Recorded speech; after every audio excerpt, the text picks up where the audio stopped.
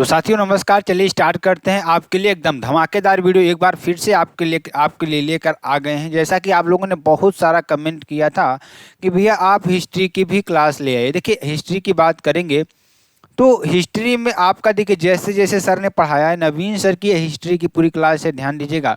ये किसकी है? नवीन सर की नोट्स है, ध्यान दीजिएगा। और जिस तरीके से उन्होंने क्लास को पढ़ाया है ना, मैं उसी तरीके से नोट्स को आपको लेकर आया हूँ, ठीक है ना।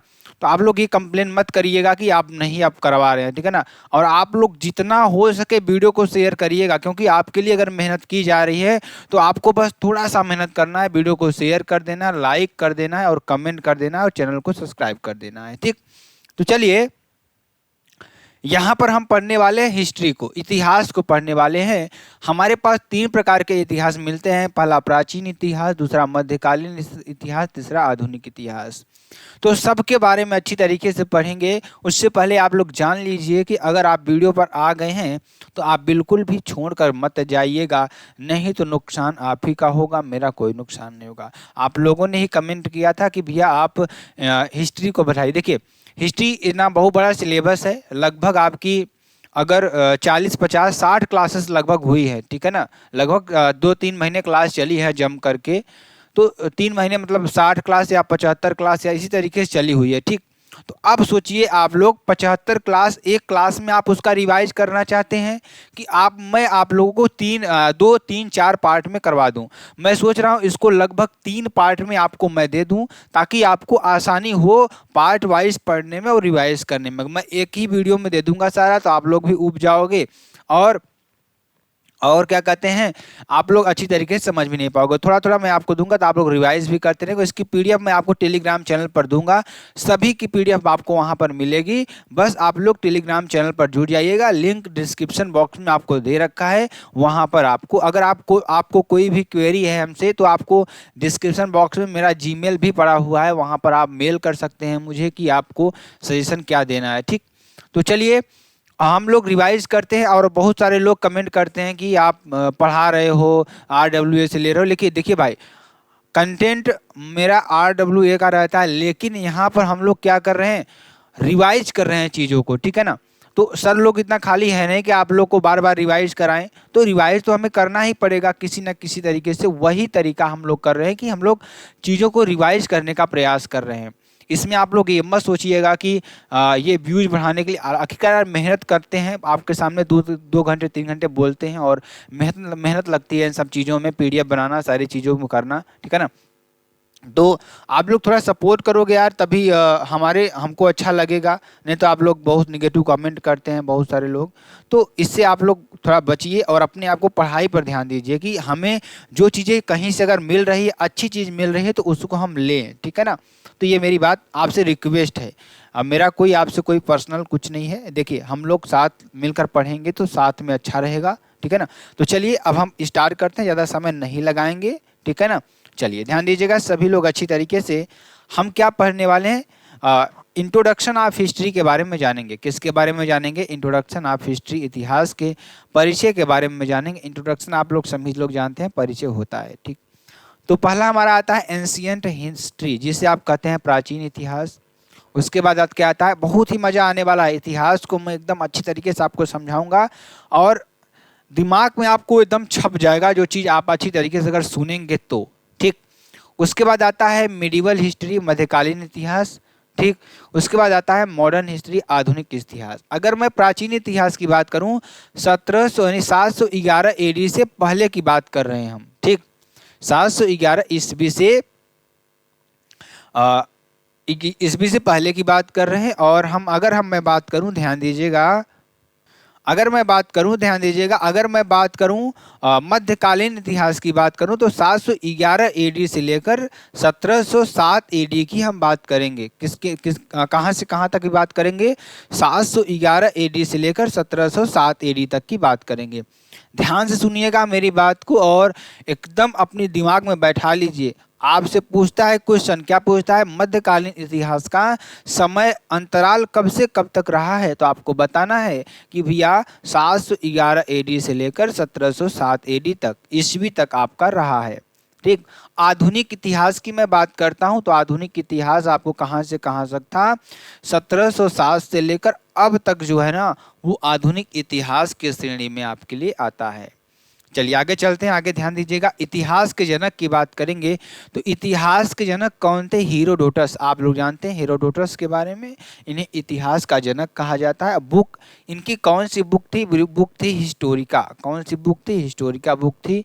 एडी की बात करेंगे, एडी आपका, एडी की अगर फुल फॉर्म की बात करेंगे तो एन्नो डोमनी, इसका क्या फुल फॉर्म होता है? एन्नो डोमनी होता है। अगर मैं बीसी की बात करूं, बीसी का अगर फुल फॉर्म क्या होता है? बीसी का फुल फॉर्म होता है बिफोर क्रिस्ट। क्या?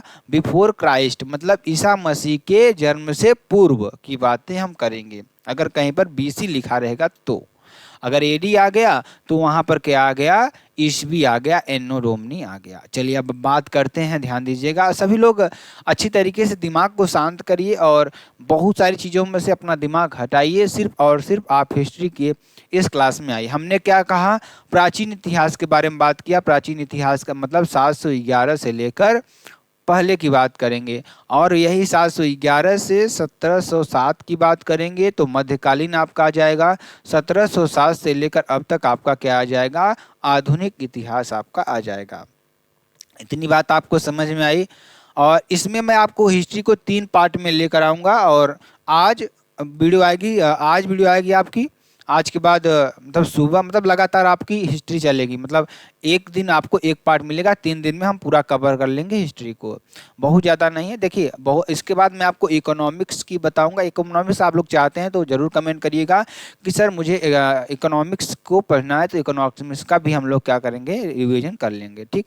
चलिए अब मैं बात करता हूँ पूर्व की, मतलब बीसी जिसे कहते हैं, और बाद की मतलब एडी की बात करेंगे। ठीक है ना। ईसा मसीह का जन्म कब होता है?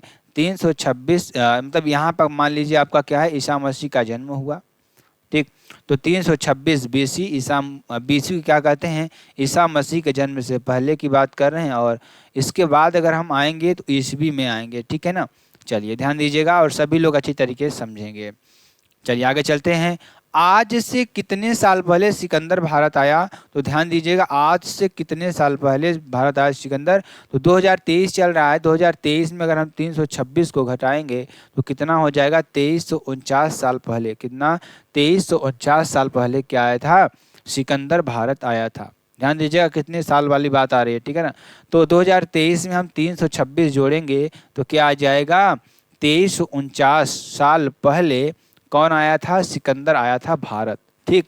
चलिए अब हम बात करेंगे मेन इतिहास की, जो आपका आता है मध्यकालीन इतिहास को पहले हम पढ़ेंगे। सारे इतिहास को पढ़ेंगे, इसीलिए मैं आपको बता रहा हूँ ना कि मैं चीज़ों को पार्ट वाइज बांटूंगा। अच्छी तरीके से आप लोग समझ लीजिए। ठीक है ना।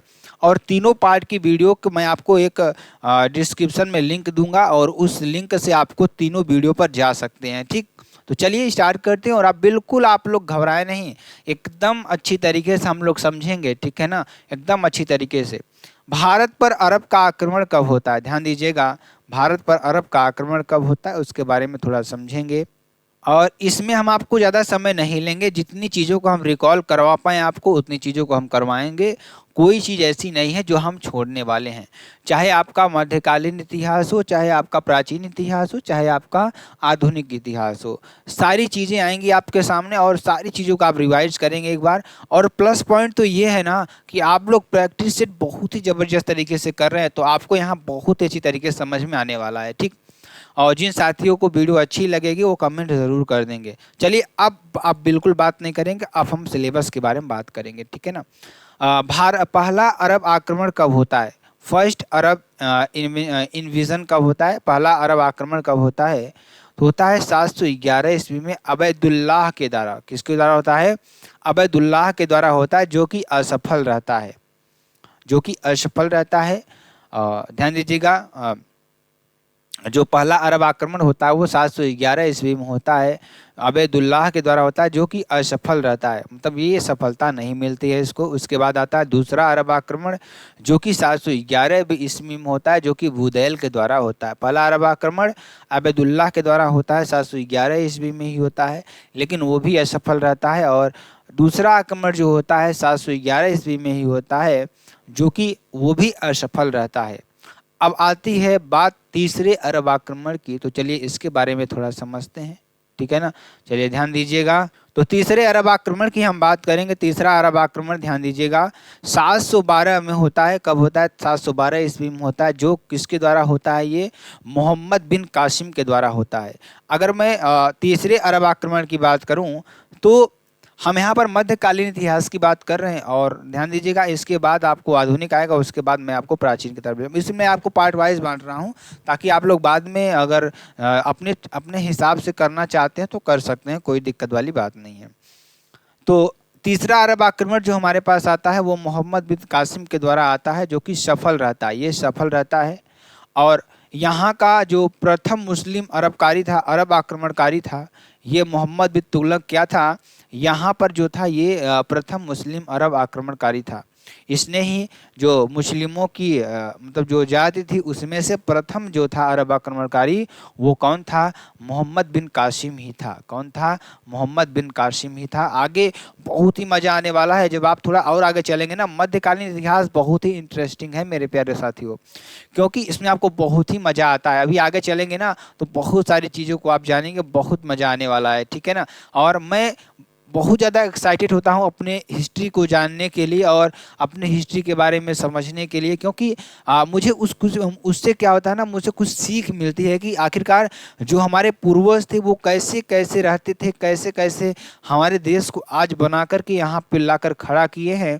वो सारी चीज़ों को जानने के बारे में हमें पता चलता है। तो इसलिए हम एकदम बेहतरीन तरीके से पढ़ेंगे और वीडियो को बिल्कुल भी स्किप करके नहीं जाएंगे। इसलिए मैंने आपको 3 पार्ट में कहा है ना, 3 पार्ट में बताऊंगा और आपको अच्छी तरीके से समझाने का भी प्रयास करूंगा, ठीक है ना। देखिए, अल हजाज का सेनापति, ये जो मोहम्मद बिन कासिम था ना, एक अल हजाज का सेनापति था। ये भी मुस्लिम शासक था और खैबर दर्रे से आया था। एक खैबर दर्रा है, ठीक है ना, खैबर दर्रे से आया था, जो क्या था, भारत का प्रवेश द्वार था। अगर पूछेंगे 712 ईस्वी में तीसरा अरब आक्रमण होता है और उस कौन करता है? मोहम्मद बिन कासिम करता है, और वो अल हजाज का सेनापति था। यही क्या था? प्रथम मुस्लिम अरब आक्रमणकारी था। और ये खैबर दर्रे से भारत आया और भारत का प्रवेश द्वार क्या है? खैरा दर्रा, मतलब खैबर दर्रा जो था ना, भारत का प्रवेश द्वार था। तो ये बात आप नोट कर लीजिएगा। उसके बाद चलते हैं कुछ और इसके बारे में इंटरेस्टिंग बातों को जानते हैं और अच्छी तरीके से समझने का प्रयास करते हैं। मोहम्मद बिन कासिम के आक्रमण के समय सिंध का राजा दाहिर था। अगर जब ये आक्रमण करता है, कौन? मोहम्मद बिन कासिम जब आक्रमण करता है तो उस समय जो सिंध के राजा थे हमारे, कौन थे? दाहिर थे, जिसकी 2 पुत्रियां थी। कौन पुत्रियां थी? 2, एक सूर्यमाला और एक परिमला थी। और पत्नी उनकी कौन थी? रानी बाई। किसकी पत्नी? दाहिर की पत्नी। जब मोहम्मद बिन कासिम आक्रमण करता है उस समय जो सिंध के राजा थे दाहिर थे, और उनकी 2 पुत्रियां थीं, एक सूर्यमाला थी और एक परिमला थी, और उनकी पत्नी का नाम क्या था? रानी बाई था। ठीक, तो चलिए आगे चलेंगे, जो कि आपके लिए बहुत ही इंपॉर्टेंट है। तो पहला आक्रमण कहाँ होता है? सिंध क्षेत्र के देवल बंदरगाह पर होता है। जो सिंध क्षेत्र का होता तो सिंध में ही है, लेकिन जब मोहम्मद बिन कासिम आता है, जो अपना पहला आक्रमण ये करता है, वो कहाँ करता है? देवल बंदरगाह में करता है, देवल बंदरगाह पर करता है, जो कि सिंध क्षेत्र में आता है। फिर नीरम बौद्ध स्थल पर जाकर के वहाँ क्या कर देता है? धावा बोल देता है। उसके बाद क्या करता है? सिंध पर क्या कर देता है? वह जजिया कर लगा दिया जाता है। जब सिंध पर जजिया कर लग गया, मतलब गैर मुस्लिमों पर क्या हो जाता है? जजिया कर लग जाता है। तो ये देखिए, ये कर लगाने का बहुत बड़ा कारण था। उसके पीछे कारण क्या था कि जो हमारे पूर्वज थे ना, पहले हिंदू थे। जब हिंदू थे तो जैसे अगर कोई मुस्लिम शासक आता है तो मुस्लिमों को छोड़ करके हिंदुओं पर कर लगा देता है। तो वो क्या करते हैं, जो हमारे हिंदू थे ना, बहुत बड़ी संख्या में क्या करते हैं, वो मुस्लिमों में चेंज होने लगते हैं, क्योंकि मुस्लिमों पर कर नहीं लगता था। तो क्या करते थे, ये दिमाग लगाते थे। बहुत ही शातिर इंसान थे ये, ठीक है ना। और क्या करते थे, ध्यान दीजिएगा, ब्राह्मण पर, विधवा पर और विकलांग पर नहीं लगाए, क्योंकि ब्राह्मण एक बहुत ही उस समय क्या था कि एक मजबूती में था, तो उस पर ये लोग काबिल नहीं हो पाते थे। विधवा पर लगाकर ही क्या करेंगे, और विकलांग पर नहीं लगाते थे। तो अगर मैं बात करूं तो जजिया कर लगाया गया, गैर मुस्लिमों पर लगाया गया, जिसमें से उन्होंने ब्राह्मण को छोड़ दिया, विधवा को छोड़ दिया और विकलांग को छोड़ दिया। ये बात यहाँ से जानकारी निकल कर आती है। इतनी बात आपको समझ में आ गई होगी। साथियों, मैं आपको वादा करता हूँ कि आप लोग हमारे साथ जुड़े रहेंगे, मेरे साथ जुड़े रहेंगे तो एकदम बेहतरीन तरीके से हम समझने वाले हैं। ठीक, उसके बाद हम बात करते हैं इन सब की जानकारी हमें कहाँ मिलती है। आखिरकार यार ये पता भी होना चाहिए ना कि हमारी जानकारी कहाँ से मिली है, कि जानकारी की पहला जो आक्रमण, तीसरा आक्रमण कौन करता है, मोहम्मद बिन कासिम करता है। ये अपना पहला आक्रमण कहाँ करता है, सिंध के क्षेत्र में देवल बंदरगाह पर करता है। उसके बाद बौद्ध स्थल पर करता है। ठीक, अब देखिए जब इन सब की जानकारी मिलती कहाँ है, चचनामा पर मिलती है, जो कि बुक क्या है, एक चचनामा बुक है। उसी में इसकी जानकारी मिलती है, जो कि अली अहमद के द्वारा लिखी गई थी। किसके द्वारा लिखी गई थी? अली अहमद के द्वारा लिखी गई थी। अब देखिए, अब बात करते हैं जो अरब पर आक्रमण का उद्देश्य था। उनका उद्देश्य क्या था कि हम अरब पर आक्रमण क्यों कर रहे हैं?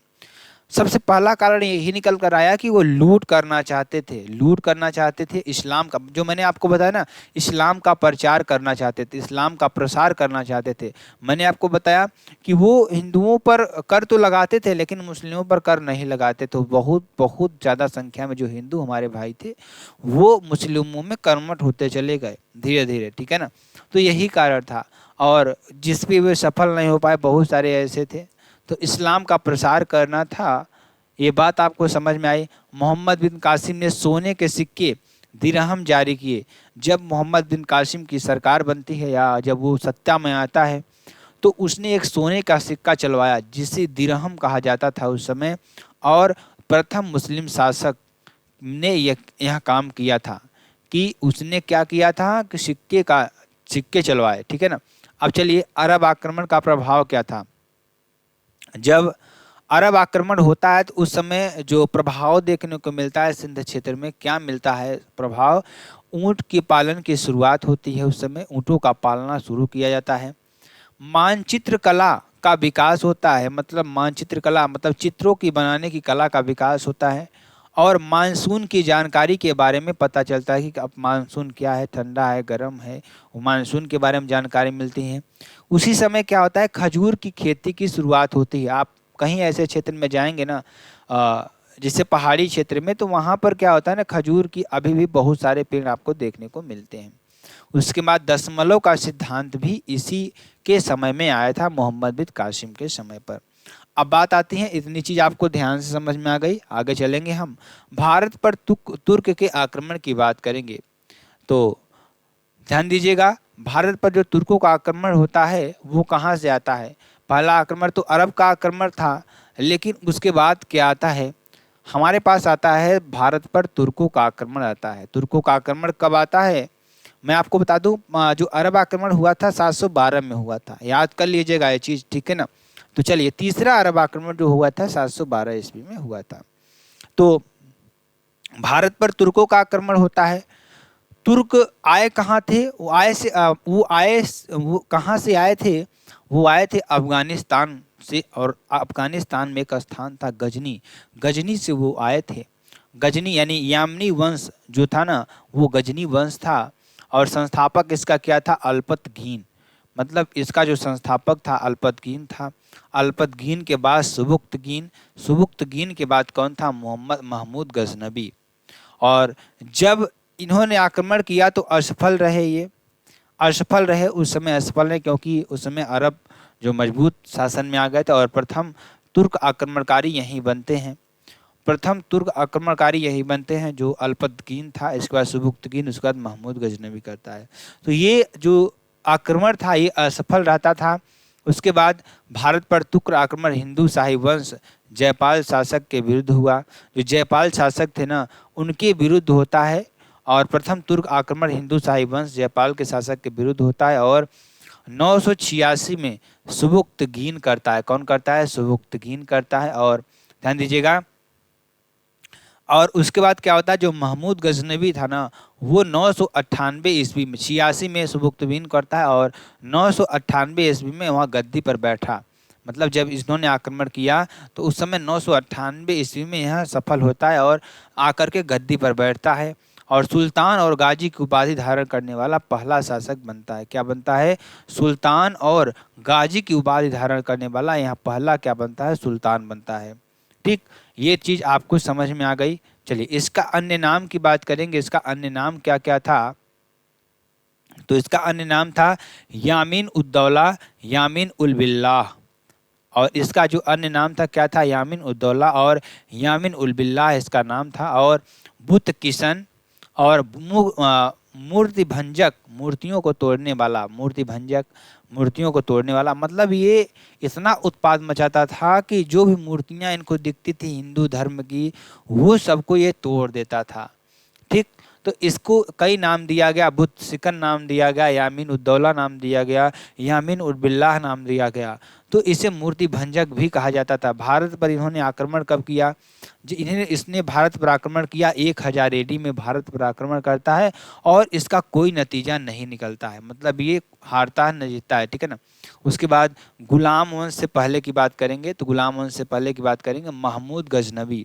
महमूद गजनवी मैंने आपको बताया 998 AD में क्या बनता है? गद्दी पर बैठता है। और इसका अन्य नाम क्या था? यामीन उद्दौला था और यामीन उन बिल्ला और बुत सिकन और मूर्ति भंजक, यह मैंने ऊपर ही आपको बताया। अब यहाँ से कहानी शुरू होती है उसकी, जो हमने ऊपर थोड़ा सा पढ़ा था आगे। ठीक है ना। चलिए आगे चलते हैं, ध्यान दीजिएगा सभी लोग। अगर वीडियो में अगर आपको थोड़ा सा भी मज़ा आ जाए और वीडियो को थोड़ा सा भी आप समझ पाएँ तो आप बिल्कुल भी लाइक कर सकते हैं, वीडियो को शेयर कर सकते हैं और लास्ट तक ज़रूर बने रहिएगा, बहुत ही मज़ा आने वाला है। अभी तो बहुत ज़्यादा खून खराबा होगा इसमें, देखिएगा कैसे कैसे खून खराबा होते होते हम लोग आज इस समय खून खराबा कर रहे हैं। ठीक है ना। हम लोग भी कल इतिहास बन जाएंगे, तो बस इतिहास के बारे में जानना है और बहुत सारी चीज़ों को समझना है। तो जिस तरीके से नवीन सर ने क्रम वाइज पढ़ाया हुआ है उसी तरीके से हम आपको पढ़ा रहे हैं, बस आपको ये चीज़ समझनी है। ठीक है ना। देखिए आप लोग जानते हैं जब खाकी 2.0 आया और खाकी आया तो खाकी बैच में हिस्ट्री पढ़ाई गई थी, लेकिन खाकी 2.0 में ये रिकॉर्डेड फॉर्म में मिला था। तो उस समय जो खाकी खाकी 1 में जो पढ़ाया गया था उसी की PDF है ये पूरा, जो हमने आपको किसी तरीके से निकाल करके आपके सामने लाए हैं। ठीक है ना।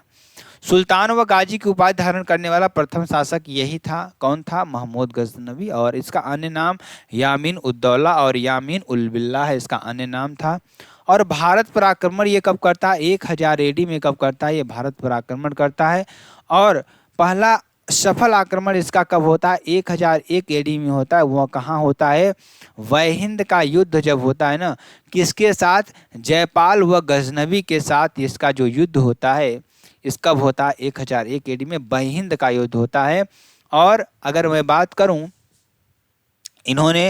इसने जो भारत पर आक्रमण किया था 17 बार आक्रमण किया था। अब सोचिए इसने कितनी लूटपाट मचाई होगी, कितने लोगों को मारा होगा। 17 बार आक्रमण करता है और बड़ी बड़ी सेनाओं के साथ आता था और अटैक करता था और जो सामने आता था उसको मार देता था। ठीक है ना। और जितनी भी मूर्तियां इसको मिलती थी तोड़ देता था। और ये मूर्ति भंजक इसका नाम इसी तरीके से पड़ता है। अब देखिए जब ये 1005 AD में रहता है आता है तो 1005 AD में ये मुल्तान पर आक्रमण करता है। कहाँ पर? मुल्तान पर आक्रमण करता है। उसके बाद ये 1008 ईस्वी में कांगड़ा यानी हिमाचल प्रदेश पर आक्रमण किया। मतलब ये भारत के विभिन्न विभिन्न कोनों पर आक्रमण करता रहा, जहाँ देखता था कि हमें अधिक सामान मिल जाए, अधिक हम लूट सकें, वहाँ पर ये आक्रमण कर देता था। तो 1005 में याद करिए, इन्होंने पूछता है कि महमूद गजनवी जो था कितनी बार आक्रमण किया? 17 बार आक्रमण किया, अटैक किया। और 1005 में उसने कहाँ पर किया? मुल्तान पर आक्रमण किया। ठीक, अब बात करते हैं, ध्यान दीजिएगा। 1008 ईस्वी में कांगड़ा पर आक्रमण किया, हिमाचल प्रदेश कांगड़ा पर आक्रमण किया। और 1018 में वह किस पर आक्रमण करता है? कन्नौज पर, जहां पर राज्यपाल गुर्जर का जो शासन था, वहां पर राज्यपाल गुर्जर शासन करते थे। उस कन्नौज पर ये आक्रमण कर देता है मेरे साथियों, 1018 ईस्वी में आक्रमण कर देता है। और उस समय जो गुर्जर शासक थे, वहां पर गुर्जर शासक रहा करते थे। उसके बाद यहाँ क्या करता है? अब इसको पता चलता है कि यार एक कालिंजर किला है जो कि बांदा यूपी में पड़ता है। अब उस पर हम लोग क्या करते हैं? आक्रमण करते हैं। तो यहाँ पर क्या करता है? ये बांदा यूपी में आक्रमण करता है कालिंजर के किले पर और कालिंजर अभियान ये चलाता है। ठीक है ना। कालिंजर अभियान चलाता है। विद्याधर के पिता कौन थे? राजा गौंडा थे और यहाँ के चंदेल शासक थे। इन पर आक्रमण करता है, ठीक। और 1025 और में क्या करता है? यहाँ 16वां आक्रमण करता है। वो आक्रमण कहाँ करता है? सोमनाथ मंदिर। और सबसे ज़्यादा लूट इसने इसी मंदिर पर मचाई थी और बहुत ही ज़्यादा सोना यहाँ से लूट कर ये ले गया था, ठीक। और 16वें आक्रमण में सोमनाथ मंदिर पर आक्रमण करता है, जो कि गुजरात में। देखिए अब इसका ध्यान देखिए, ये पूरे भारत में लगभग हर जगह आक्रमण करता था। अभी यूपी में किया, यूपी के बाद 1025 में ये कहाँ पर करता है? गुजरात जाकर करता है आक्रमण। और इस समय जो शासक थे भीम प्रथम, जो चालुक्य वंश से संबंध रखते थे, यहाँ के शासक थे। अब देखिए, अब मैंने आपको जैसा बताया कि सबसे ज़्यादा क्षति, हिंदू आस्था को सबसे ज़्यादा अधिक क्षति पहुंचाने वाला आक्रमण यही था जो सोमनाथ मंदिर पर हुआ था। और बहुत ही ज़्यादा इसने यहाँ पर मार काट की और लहूलुहान किया लोगों को। और जो वहाँ पर सोना था, जो भी वहाँ पर रखे थे जौहर, सारी चीज़ें जो रखी थी, ये लूट कर ले गया। और मूर्तियों को भी वहाँ पर तोड़ा गया। बहुत ज़्यादा उत्पात इसने मचाया। उसके बाद ये आता है 1027 ईस्वी में, अंतिम आक्रमण ये करता है। खोखरों के विरुद्ध ये अंतिम आक्रमण करता है और 1030 ईस्वी में इसको मृत्यु हो जाती है आखिरकार। और इसका जो कार्यकाल था समाप्त हो जाता है यहीं पर, ठीक है ना। तो इसने बहुत ही उत्पात मचाया, 17 बार आक्रमण किया। आप समझ सकते हैं भारत पर कितनी बार आक्रमण यह करता है। चलिए समकालीन लेखक की बात करेंगे। उस समय जो लेखक थे, कौन कौन से लेखक थे उस समय? फिरदौसी, पूर्व का होमर जिसे आप कहते हैं, उस समय जो लेखक थे। अब जैसे आज के समय में बहुत सारे हमारे लेखक हैं, जो घटनाएं घट रही हैं, किताब लिखी जा रही हैं और बहुत सारे अखबार चल रहे हैं, बहुत सारे। हालांकि अब तो इंटरनेट का ज़माना हो गया है। आखिरकार जब दुनिया समाप्त होगी, हमारी पीढ़ी समाप्त होगी, तो आगे चल करके हम अगर इंटरनेट रहा तो हमारे बारे में, आने वाली पीढ़ियों के बारे में पता चलेगा इंटरनेट के माध्यम से। नहीं तो बहुत सारे पुस्तकें लिखी जा रही हैं और हम यादों को बनाते चले जा रहे हैं।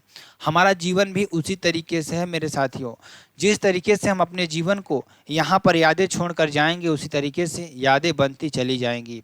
या आप एक नॉर्मल जीवन जी करके इस धरती से चले जाएं, ऊपर जाना तो है ही, आप सभी लोग जानते हैं। तो या आप क्या करिए, एक अच्छा काम कर करके, जैसे आप चाहते हैं कि हम लोग क्या चाहते हैं कि पुलिस में नौकरी लग जाए, और कुछ सपने हमारे होते हैं जो अच्छी तरीके से पूरा हो सकें, दुनिया को देखें और वो सारी चीज़ें करते हुए, अपने खुशी के लिए करते हुए हम दुनिया को छोड़ें। ये चीज़ें हमारे सबके मन में रहती है कि यार हम कुछ आखिरकार कुछ अच्छा काम करके यहाँ से जाएं, ठीक। तो हम लोगों के मन में क्या रहता है कि यही चीज़ रहती है कि यहाँ पे अगर आए हैं धरती पर, जाना तो सबकी हुई, लेकिन एक अच्छा कार्य करके जाएं और अपने लिए कुछ ऐसी चीज़ें छोड़ कर जाएं जो हमारी आने वाली पीढ़ी है ना, वो उसको कष्ट ना उठाना पड़े, ये सारी चीज़ों को हम सोच करके आगे के भविष्य के लिए मेहनत करते हैं। आखिरकार हम मेहनत किसके लिए कर रहे हैं? अपनी आने वाली पीढ़ी के लिए मेहनत कर रहे हैं। हम नौकरी में लग जाएंगे, हमारी जो आने वाली पीढ़ी होगी वो अच्छे से रहेगी और हम उसको अच्छी शिक्षा दे पाएंगे, वो भी अच्छा कार्य करेंगे समाज के लिए, और इस तरीके से हमारी पीढ़ी दर पीढ़ी चलती रहेगी। अब देखिए, जो फिरदौसी ने पुस्तक लिखी, जिन्हें पूर्व का होमर कहा जाता है, इन्होंने कौन सी पुस्तक लिखी? इन्होंने पुस्तक लिखते हैं, शाहनामा पुस्तक लिखते हैं, जो कि फारसी भाषा में थी। ईरान का महाकाव्य इसे कहा जाता है। और उसके बाद दूसरे जो हमारे लेखक आते हैं, अलबरूनी आते हैं। अलबरूनी ने जो किताब लिखी, किताब उल हिंद लिखी और तारीख ए हिंद लिखी, ठीक। पुराणों का अध्ययन करने वाला प्रथम मुसलमान यही था। जो पुराणों का अध्ययन करता है ना, प्रथम मुसलमान यही था, ठीक। उतबी की बात करते हैं, उतबी भी एक बहुत ही महान लेखकों में आता है। और किताब उल यामनी इसने लिखी। और बैहाकी की बात करेंगे, बैहाकी किसने लिखी? तारीख ए सुबुक्तगीन। तो एक बार मैं फिर से आपको रिकॉल करा देता हूँ। फिरदौसी, जिसे पूर्व का होमर कहते हैं, इन्होंने शाहनामा पुस्तक लिखी, जिसे, ये बहुत ही इम्पोर्टेंट है, ध्यान दीजिएगा आप सभी लोग, आप इसको स्टार बना लीजिएगा सभी पुस्तकों को, ठीक है ना। चलिए अब देखिए, फिरदौसी जो जिसे पूर्व का होमर कहा जाता है, इसने शाहनामा पुस्तक लिखी और फारसी भाषा में लिखते हैं। ईरान का महाकाव्य इसे कहा जाता है। अलबरूनी की बात करेंगे, किताब उल हिंद, ये क्या लिखता है? किताब उल हिंद लिखता है, जिसे तारीख ए हिंद के नाम से जाना जाता है। पुराणों का अध्ययन करने वाला प्रथम मुसलमान यही था। और उतबी की बात करते हैं, उतबी को देखते हैं तो किताब उल यामनी, क्या? किताब उल यामनी लिखता है। और बैहाकी की बात करेंगे तो इसने तारीख ए सुबुक्तगीन लिखा। ठीक, तो अपने आप अंदर इतना जुनून ले आइए कि हम चीज़ों को अच्छी तरीके से समझ सकें और चीज़ों को अच्छी तरीके से हम मैनेज कर सकें, अपने माँ बाप का भी नाम रोशन कर सकें। वर्दी में जब आप उनके सामने खड़े हो गए तो वो भी सोचेंगे कि फ़क्र है हमारे बेटे पर, ठीक है ना। और अच्छा कार्य करिए हमेशा, ठीक। और शिहाबुद्दीन, इसका मोहम्मद गौरी, उसके बाद क्या आता है? मोहम्मद गौरी का कार्यकाल आता है। इसका जो कार्यकाल रहता है 1173 से लेकर 1206 ईस्वी तक रहता है, ठीक। और हम बात करते हैं शिहाबुद्दीन की, जिसे मोहम्मद शाम भी कहा जाता था। इसे गौर प्रदेश मिला था। इसे कौन सा प्रदेश मिला था? गौर प्रदेश मिला था। और गौरी का जो मोहम्मद गौरी होता है, मोहम्मद गौरी ने भारत पर जो पहला आक्रमण किया, इसने मुल्तान पर भी किया। मुल्तान ही देखिए, जो ऊपर आया था उसने भी मुल्तान पर आक्रमण किया, इसने भी मुल्तान पर ही पहला आक्रमण करता है। और 1175 ईस्वी में ये करता है मुल्तान पर आक्रमण, और ये करमाती जाति पर करता है। पहला ये किस पर करता है? करमाती जाति पर आक्रमण करता है। और शिया बौद्ध हुआ करते थे। ये क्या हुआ करते थे? शिया बौद्ध हुआ करते थे। और 1178 ईस्वी में फिर ये आता है और ये पाटन गुजरात में चला जाता है और यहाँ पर ये अपना दूसरा आक्रमण करता है। जब ये दूसरा आक्रमण करता है उस समय वहाँ पे जो थे Bhim second plus Mulraj second ने बुरी तरह इसको हराया। भीमराज जो सेकंड थे वे छोटे थे और जो मूलराज सेकंड थे वो बड़े थे। इसने क्या किया कि जब यहाँ पर आक्रमण करता है 1178 ईस्वी में, तो इसकी बहुत ही बुरी तरीके से हार होती है और यहाँ से वो भाग जाता है। और भीम सेकंड जो थे चालुक्य वंश का शासक था और इसकी राजधानी कहाँ बनाई थी? इन्होंने अनहिलवाड़ में अपनी राजधानी बनाई थी, ठीक। और मैं बात करूं, इस युद्ध का जो नेतृत्व कर रहे थे, कौन कर रहे थे? नायिका देवी ने किया था। इस युद्ध पर जो नेतृत्व किया था, किसने किया था? नायिका देवी ने किया था, ठीक। और माता इनकी कौन थी? मूलराज सेकंड की माता थी ये, ठीक है। नायिका देवी मूलराज सेकंड की माता थी और पति इनके अजय पाल सिंह थे। इन्होंने 1171 से 1175 तक यहाँ पर शासन किया था और 1179 में कश्मीर व सिंध को जीता। कि जब ये आया कौन? मोहम्मद गौरी क्या करता है? 1179 में फिर जाता है ये, जब यहाँ से हार हो जाती है तब जाता है और जाने के बाद ये क्या करता है? मोहम्मद गौरी कश्मीर व सिंध को जीतता है। उसके बाद 1186 में पुनः आक्रमण करता है यह कहाँ पर? उसके बाद यहाँ पंजाब को जीतता है, भटिंडा तबर हिंद को जीतता है। उसके बाद बहुत ही फेमस युद्ध तराइन का प्रथम युद्ध होता है। किसके युद्ध होता है? पृथ्वीराज चौहान और मोहम्मद गौरी के बीच होता है। यहाँ पर राज पिथौरा पृथ्वीराज थर्ड थे और गौरी की हार होती है। इसमें देखिए, जब प्रथम बार आक्रमण करता है ये तराइन के युद्ध में, तो उस समय जो मोहम्मद गौरी होता है पृथ्वीराज चौहान से हार जाता है, ठीक, हार जाता है। और मित्र कौन थे इसके? मोहम्मद गौरी के चंद्र बरदाई। इन्होंने पुस्तक लिखा पृथ्वीराज रासो। जो पृथ्वीराज चौहान के मित्र कौन थे? मित्र कौन थे? चंद्र बरदाई। ये लिखते हैं एक पुस्तक, पृथ्वीराज रासो पुस्तक को लिखते हैं। आगे बहुत सारी कहानियां हैं इनकी। जो पृथ्वीराज चौहान थे वो अभी आगे बहुत लंबी कहानी है, बहुत इंटरेस्टिंग कहानी है, मैं आपको बताऊंगा ताकि आपको अच्छी तरीके से रिलेट कर पाएँ। उसके बाद तराइन का सेकंड युद्ध होता है, ठीक। सेकंड युद्ध के बाद क्या होता है कि तराइन का दूसरा युद्ध होता है और उसमें गौरी जीत जाता है, पृथ्वीराज चौहान की हार हो जाती है। उसी समय क्या होता है? पृथ्वीराज चौहान को बंदी बना लेता है ये, ठीक। और अजमेर मिलता है इसको, ठीक है ना। और पृथ्वीराज चौहान क्या करता है? दिल्ली बसाई। पृथ्वीराज चौहान ने दिल्ली को बसाई और दिल्ली का पूरी, पुराना नाम इसका क्या था? दिल्ली का पूरी। और अनंगपाल सेकेंड, ठीक, जिसे अनंगपाल तोमर नाना के नाम से नहीं जाना जाता, इसका कोई पुत्र नहीं था। पृथ्वीराज चौहान के पिता का क्या नाम था? सोमेश्वर सिंह चौहान था और माता का नाम इनके क्या था? कर्पूरा देवी। और प्रेमिका इनकी कौन थी? संयुक्ता थी, जो कि जयचंद की पुत्री थी। कहा यह जाता है कि जब संयोगिता का स्वयंवर हो रहा था तो उस समय जो जयचंद थे ना, जयचंद इनके चाचा थे, ठीक है ना। तो चाचा थे, चाचा की बेटी इनकी बेटी क्या थी, संयुक्ता थी। संयुक्ता से जो पृथ्वीराज चौहान थे प्रेम करते थे, ठीक है ना, प्रेम करते थे। और जब जयचंद्र ने स्वयंवर को रचा तो उस समय संयुक्ता जो थी ना वो पृथ्वीराज चौहान से प्रेम करती थी। उस समय क्या हुआ, जब स्वयंवर करते हैं तो संयुक्ता से पूछा जाता है कि आप किससे शादी करेंगी, और उस समय स्वयंवर में पृथ्वीराज चौहान को न्योता नहीं दिया जाता है। उनके पुतले को रख करके गेट पर रख दिया जाता है, उनको बेइज्जत किया जाता है, बेइज्जत किया जाता है। और संयुक्ता को जब पूछा जाता है, स्वयंवर की जब बारी आती है तो वो माला उठा करके ले जाती हैं, जो पृथ्वीराज चौहान का जो पुतला बना हुआ था ना उस पर जा करके वे पहना देती हैं। तो उनका जो स्वयंवर हो जाता है किसके साथ जाता है, पृथ्वीराज चौहान के पुतले के साथ हो जाता है, ठीक। हालांकि पृथ्वीराज चौहान आते हैं, घोड़ों पर बैठ करके संयुक्ता को अपने साथ ले जाते हैं। उसी समय क्या होता है, जयचंद और पृथ्वीराज चौहान में क्या हो जाती है, बहुत ही ज़्यादा पक्की वाली दुश्मनी हो जाती है। उसके बाद आता है बात, कहाँ की बात आती है, 1194 की बात आती है। 1194 में क्या होता है कि चंदावर का युद्ध होता है।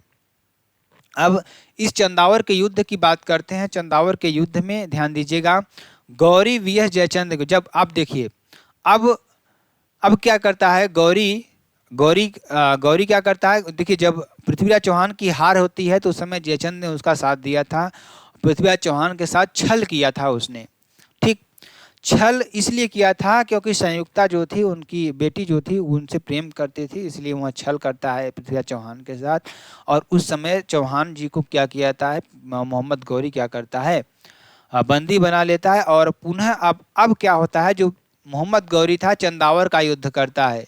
अब इस युद्ध में देखिए बहुत ही इंटरेस्टिंग बात होती क्या होती है, जयचंद वह गढ़वाल वंश का था, ये कन्नौज का राजा था। तो गौरी जीतता है इसमें, और इस समय क्या होता है, जयचंद को हरा दिया था बहुत बुरी तरीके से और मारकर भगा देता है। कहता है कि जब तुम पृथ्वीराज चौहान के सगे नहीं हो सके तो मेरे क्या सगे होगे, ठीक है ना, इसको मारकर भगा देता है।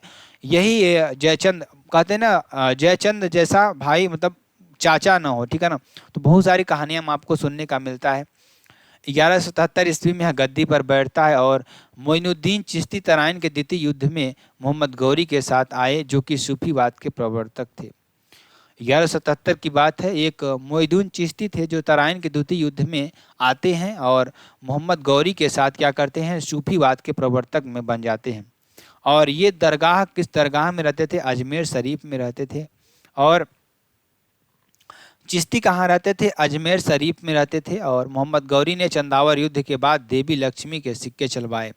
जब ये चंदावर का युद्ध जीत जाता है, जयचंद को हरा देता है, तो उस समय ये क्या करता है कि चांदी का सिक्का, मतलब उसमें क्या करता है, देवी लक्ष्मी जी की मूर्ति बनवा करके, ये इसलिए क्यों करता है, ऐसा क्यों करता है, ये जो भारत के हिंदू थे ना उनको अपनी ओर करने के लिए क्या करता है, देखिए बहुत ही शातिर दिमाग का ये था मोहम्मद गौरी। ये क्या करता है, चंदावर के युद्ध के बाद जब उन्हें जयचंद को हरा देता है तो उस समय ये लक्ष्मी की, देखिए लक्ष्मी जी की जो प्रतिमा थी वो सिक्कों पर चलवाता है, ताकि जो हमारे हिंदू भाई थे वो इसकी तरफ आ जाएं कि हाँ ये हमारा हितैषी है, ठीक। क्योंकि बहुत चालुक रहते थे ये लोग। उत्तर भारत में एकता प्रथा चलवाई। जब ये उत्तर भारत में आता है तो वहाँ पर क्या किया जाता था, एकता प्रथा क्या थी कि जो इसके साथ सैनिक कार्य करते थे ना, वो वेतन ना देकर क्या करता था, जमीन का टुकड़ा देता था, जिससे वो लोग अपना भरण पोषण करते थे, ठीक। तो उत्तर भारत में आता है या वहाँ समय क्या करता, एकता प्रथा को चलवाता है और वेतन के जगह पर यहाँ क्या करता है, जमीन का टुकड़ा देता है। क्या देता है, जमीन का टुकड़ा देता है कि भैया आप हमारे यहाँ काम करिए और इस जमीन के टुकड़े को आप लीजिए और इसे अपना भरण पोषण करिए और हमारे साथ रहिए, आप काम करिए, ठीक। अब 1203 ईस्वी में आता है कालिंजर अभियान में चंदेल शासक परमादेव को हराया। अब 1203 ईस्वी में यह क्या करता है, कालिंजर का अभियान करता है। कालिंजर किले पर जो कि बांदा में है, ध्यान दीजिएगा, बांदा यूपी में है, अभियान करता है। उस समय परमादेव वहाँ को उन्हें चंदेल शासक को परमादेव को हराता है। और उस समय जो सेनापति इनके थे परमादेव के, वो आल्हा और उदल थे, ठीक। और आल्हा उदल की भी एक कहानी, बहुत बड़ी कहानी है। जो आप मैहर का मंदिर देखते हैं ना, कहा जाता है कि वहाँ उस मंदिर पर आल्हा उदल जो थे ना, वो वहाँ पर माँ देवी की पूजा किया करने जाते थे वहाँ पर, ठीक है ना। तो उसी समय मैहर मंदिर का निर्माण होता है, ठीक। तो इसकी भी कहानी, एक अपनी कहानी है, तो बहुत ही अच्छी कहानी है। अभी बहुत मजा आने वाला है आपको इतिहास में, ठीक है ना। और जब आधुनिक इतिहास आएगा तब देखिए जो अंग्रेज थे ना, कितने शातिर थे, जो हमारे भारत को लूट कर ले गए और भारत में रहकर ही भारत में उन्होंने फूट डाली। उसके बारे में आगे बात करेंगे। बहुत ही अच्छी कहानी आपको हम यहाँ पर अच्छी तरीके से समझाने वाले हैं, और बस आप लोग हमारे साथ जुड़े रहेंगे ना, तो आपको एकदम बेहतरीन तरीके से हम समझा पाएंगे, वो चीज़ फील कर पाएंगे कि जो हमारे चंद्रशेखर आज़ाद, भगत सिंह, राजगुरु सुखदेव, जिन्होंने मतलब देश की आज़ादी के लिए फांसी पर चढ़ गए, हमारे देश के लिए इतने कार्य किए, ठीक। जो आज हम लोग आज़ाद हैं, कितने सारी चीज़ों को झेल कर यहाँ पर आए हुए हैं, सारी चीज़ों के बारे में हम लोग समझेंगे, ठीक है ना। तो चलिए आगे चलते हैं। गौरी का जो अंतिम अभियान होता है वो कहाँ होता है? खोखर जात के विरुद्ध होता है। जो खोखर एक जात थी ना, इसका अंतिम यहीं पर होता है, अंतिम होता है, ठीक है ना। और गौरी की मृत्यु हो जाती है 1206 ईस्वी में दमयक में। दमयक पाकिस्तान में है, और इसकी मृत्यु हो जाती है, और इसका जो काल था द एंड हो जाता है, ठीक। चलिए आगे चलते हैं, आगे देखेंगे। उसके बाद एक गौरी का दास होता है। गौरी का दास जो थे यलदौद, जो गजनी ऐबक का ससुर था। कुबाचा जो था सिंध का सुल्तान, काबुल कांधार ऐबक का जीजा था। ये कुतुबुद्दीन ऐबक का क्या था? जीजा था। और ऐबक क्या था? लाहौर प्लस दिल्ली में रहता था। कुतुबुद्दीन ऐबक जो था लाहौर प्लस दिल्ली को जीता हुआ था। उसके बाद क्या आता है चौथा? इसमें देखिए, हम इसमें यलदौज के बारे में पढ़ेंगे, कुबाचा के बारे में पढ़ेंगे जो कि सिंध का सुल्तान बनता है। इसके मौत के बाद जब गौरी की मृत्यु हो जाती है तो इसके 4 दास थे। एक कौन था? यलदौज था, एक कुबाचा था, एक कुतुबुद्दीन ऐबक था, एक बख्तियार खिलजी था। इन सब के बारे में अभी जानेंगे। जब गौरी की मृत्यु हो जाती है तो अब देखिए, गौरी तो शासन कर ही रहा था, लेकिन अब ये जो पूरे प्रदेश था अब उसको बांटे कैसे ये लोग, अब इन लोगों में हो जाता है अपना क्या क्या बांटते हैं, और बहुत ऐसी चीज अब देखिए। उसके बाद यलदौज जो था, यलदौज था उसको गजनी मिलता है, गजनी का क्षेत्र मिलता है जो कि ऐबक का ससुर था। उसके बाद बहुत बूढ़ा हो गया था। कुबाचा जो था उसको सिंध का क्षेत्र मिलता था, जो मुल्तान व काबुल का कंधार, मतलब सिंध क्षेत्र उसको मिलता है जिसमें मुल्तान आता है। मुल्तान को उसने जीता था, अभी आपको ऊपर मैंने बताया था ना, मोहम्मद गौरी ने मुल्तान को भी जीता, काबुल को भी जीता, कांधार को भी जीता। जो ऐबक का जीजा था, कुतुबुद्दीन ऐबक का जीजा कौन था? कुबाचा था, और ससुर कौन था? गजनी था। अब ऐबक जो था, ऐबक कुतुबुद्दीन ऐबक को क्या मिलता है? वो लाहौर प्लस दिल्ली मिलता है। और बख्तियार खिलजी भी था, इसके सारे दास थे। बख्तियार खिलजी को बंगाल प्लस बिहार मिलता है। पूछता है क्वेश्चन कि एल्दोज को क्या मिलता है? गजनी मिलता है। कुबाचा को क्या मिलता है? सिंध मिलता है। और ऐबक को क्या मिलता है? लाहौर प्लस दिल्ली मिलता है। और बख्तियार खिलजी को क्या मिलता है? बंगाल प्लस बिहार मिलता है। ये बात आपको समझ में आ गई। अब देखिए, जो बख्तियार खिलजी होता है ना, इसने बहुत सारी हमारी जो पुरानी विरासत थी जिसे नालंदा विश्वविद्यालय कहते थे, ठीक, उसमें लगभग आपकी कहा जाता है 90 लाख किताबें उसमें थी। 90 लाख किताबें उस समय खोज हुई थी, और 90 लाख किताबें उस समय लिखी जा चुकी, जिसे 9 मिलियन बुक्स क्या हुई थी उसमें रखी हुई थी। कहाँ पर? नालंदा विश्वविद्यालय। प्रथम नालंदा विश्वविद्यालय के बारे में कहा जाता है कि यह प्रथम छात्रावास का विद्यालय था। छात्रावास का मतलब यहाँ पर अलग अलग देशों से लोग आकर के रह करके पढ़ाई किया करते थे। एक आता है मुस्लिम शासक बख्तियार खिलजी। ये जब आता है तो ये क्या करता है? उस नालंदा विश्वविद्यालय को क्या करता है? नष्ट करने लगता है, नष्ट करता है, और नष्ट करके लूटपाट मचाता है, वहाँ के लोगों को मार काट देता है। जितने भी वहाँ पे विद्वान लोग थे सबको मार काट देता है। और मार काट के बाद देखिए कितने ये लोग क्रूर शासक हुआ करते थे उस समय। बख्तियार खिलजी इतना क्रूर शासक हुआ करता था कि इसने जब आक्रमण किया तो उसमें नालंदा विश्वविद्यालय जो कि बिहार में स्थित है, ठीक, धर्मगुंज में, ध्यान दीजिएगा, इसमें क्या था? 9 मिलियन बुक्स का संग्रह हुआ करता था। और यहाँ ये इतना उत्पाद मचाता है, उत्पाद मचा करके लोगों को मार करके उसको नष्ट करके नालंदा विश्वविद्यालय को, हालांकि जो अब प्रेजेंट में गवर्नमेंट हुई है हमारी, वहाँ पर एक नया विश्वविद्यालय बनाया जा रहा है, ये तो बहुत अच्छी बात है। पुनः नालंदा विश्वविद्यालय का अपनी पुरानी विरासत को बनाने का कार्य किया जा रहा है, वो खुद बीजेपी शासन में, ये बहुत ही अच्छी बात है, ठीक है ना। तो अब चलिए, अब हमारा नालंदा विश्वविद्यालय फिर से खड़ा होगा और इसी के साथ हम लोग क्या करेंगे, जश्न मनाएंगे, ठीक है ना। अब देखिए ध्यान दीजिएगा, नालंदा विश्वविद्यालय जो था इसमें 9 मिलियन बुक्स थी और विक्रमशिला कहा जाता है कि जब ये आग लगा देता है तो लगभग 1.5 साल तक ये बुक पुस्तकें जो थी ना जलती रही थी, इसमें आग थी, ठीक है ना। तो नालंदा विश्वविद्यालय जो कि बिहार में है, 9 लाख मतलब 9 मिलियन, यानी आप मिलियन की बात करेंगे 90 लाख किताबें यहाँ पर थी।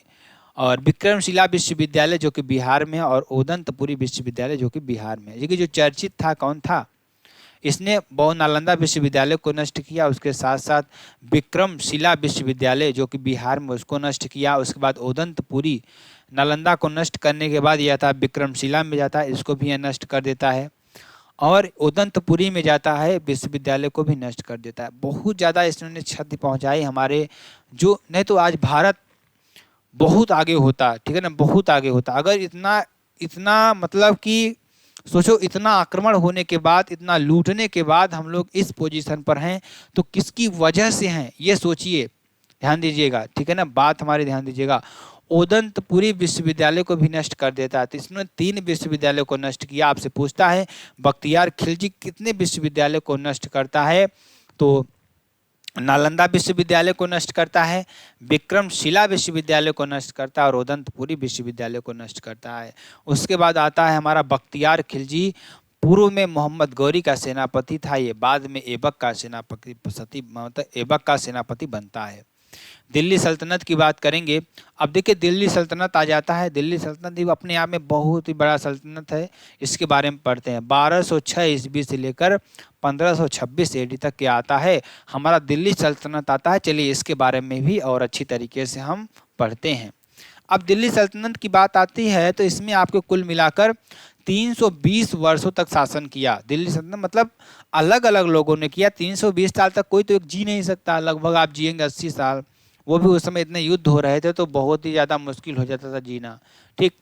तो अब चलिए, इस समय क्या होता है, दिल्ली सल्तनत में 5 वंश हुआ करते थे, 5 वंश, 5 डायनेस्टीज हुआ करती थी। कौन कौन सी, ध्यान दीजिएगा, अब मैं बात करूंगा। प्रथम वंश जो आता है दिल्ली सल्तनत में गुलाम वंश आता है, जिसे आप स्लेव डायनेस्टी कहते हैं, मतलब गुलाम वंश, इसमें जो गुलामों का वंश होता था उसमें होता था। 1206 ईस्वी से 1290 ईस्वी तक 84 वर्ष तक ये चलता है, याद कर लीजिए। गुलाम वंश का जो समय काल था 1206 से 1290 ईस्वी तक होता है, जो उसका दिल्ली सल्तनत जब हमारी आती है तब, ठीक। तो बहुत अच्छी तरीके से समझेंगे, और जहाँ भी आपको न समझ में आए ना तो आप कमेंट करके ज़रूर बताइएगा कि भैया मुझे यहाँ पर चीज़ें समझ में नहीं आई। हालांकि हम आप पूरा कोशिश कर रहे हैं कि हम आपको अच्छी तरीके से समझा दें हिस्ट्री के बारे में, और आप लोग अच्छी तरीके से समझ भी पा जाएँ। और बहुत ज़्यादा इसमें हम आपको नहीं कहेंगे, क्योंकि आप लोग कितना प्रैक्टिस कर लिए हैं, प्रैक्टिस के जरिए आप चीज़ों को रिलेट करिएगा इसमें और अच्छी तरीके से समझने का भी प्रयास करिएगा।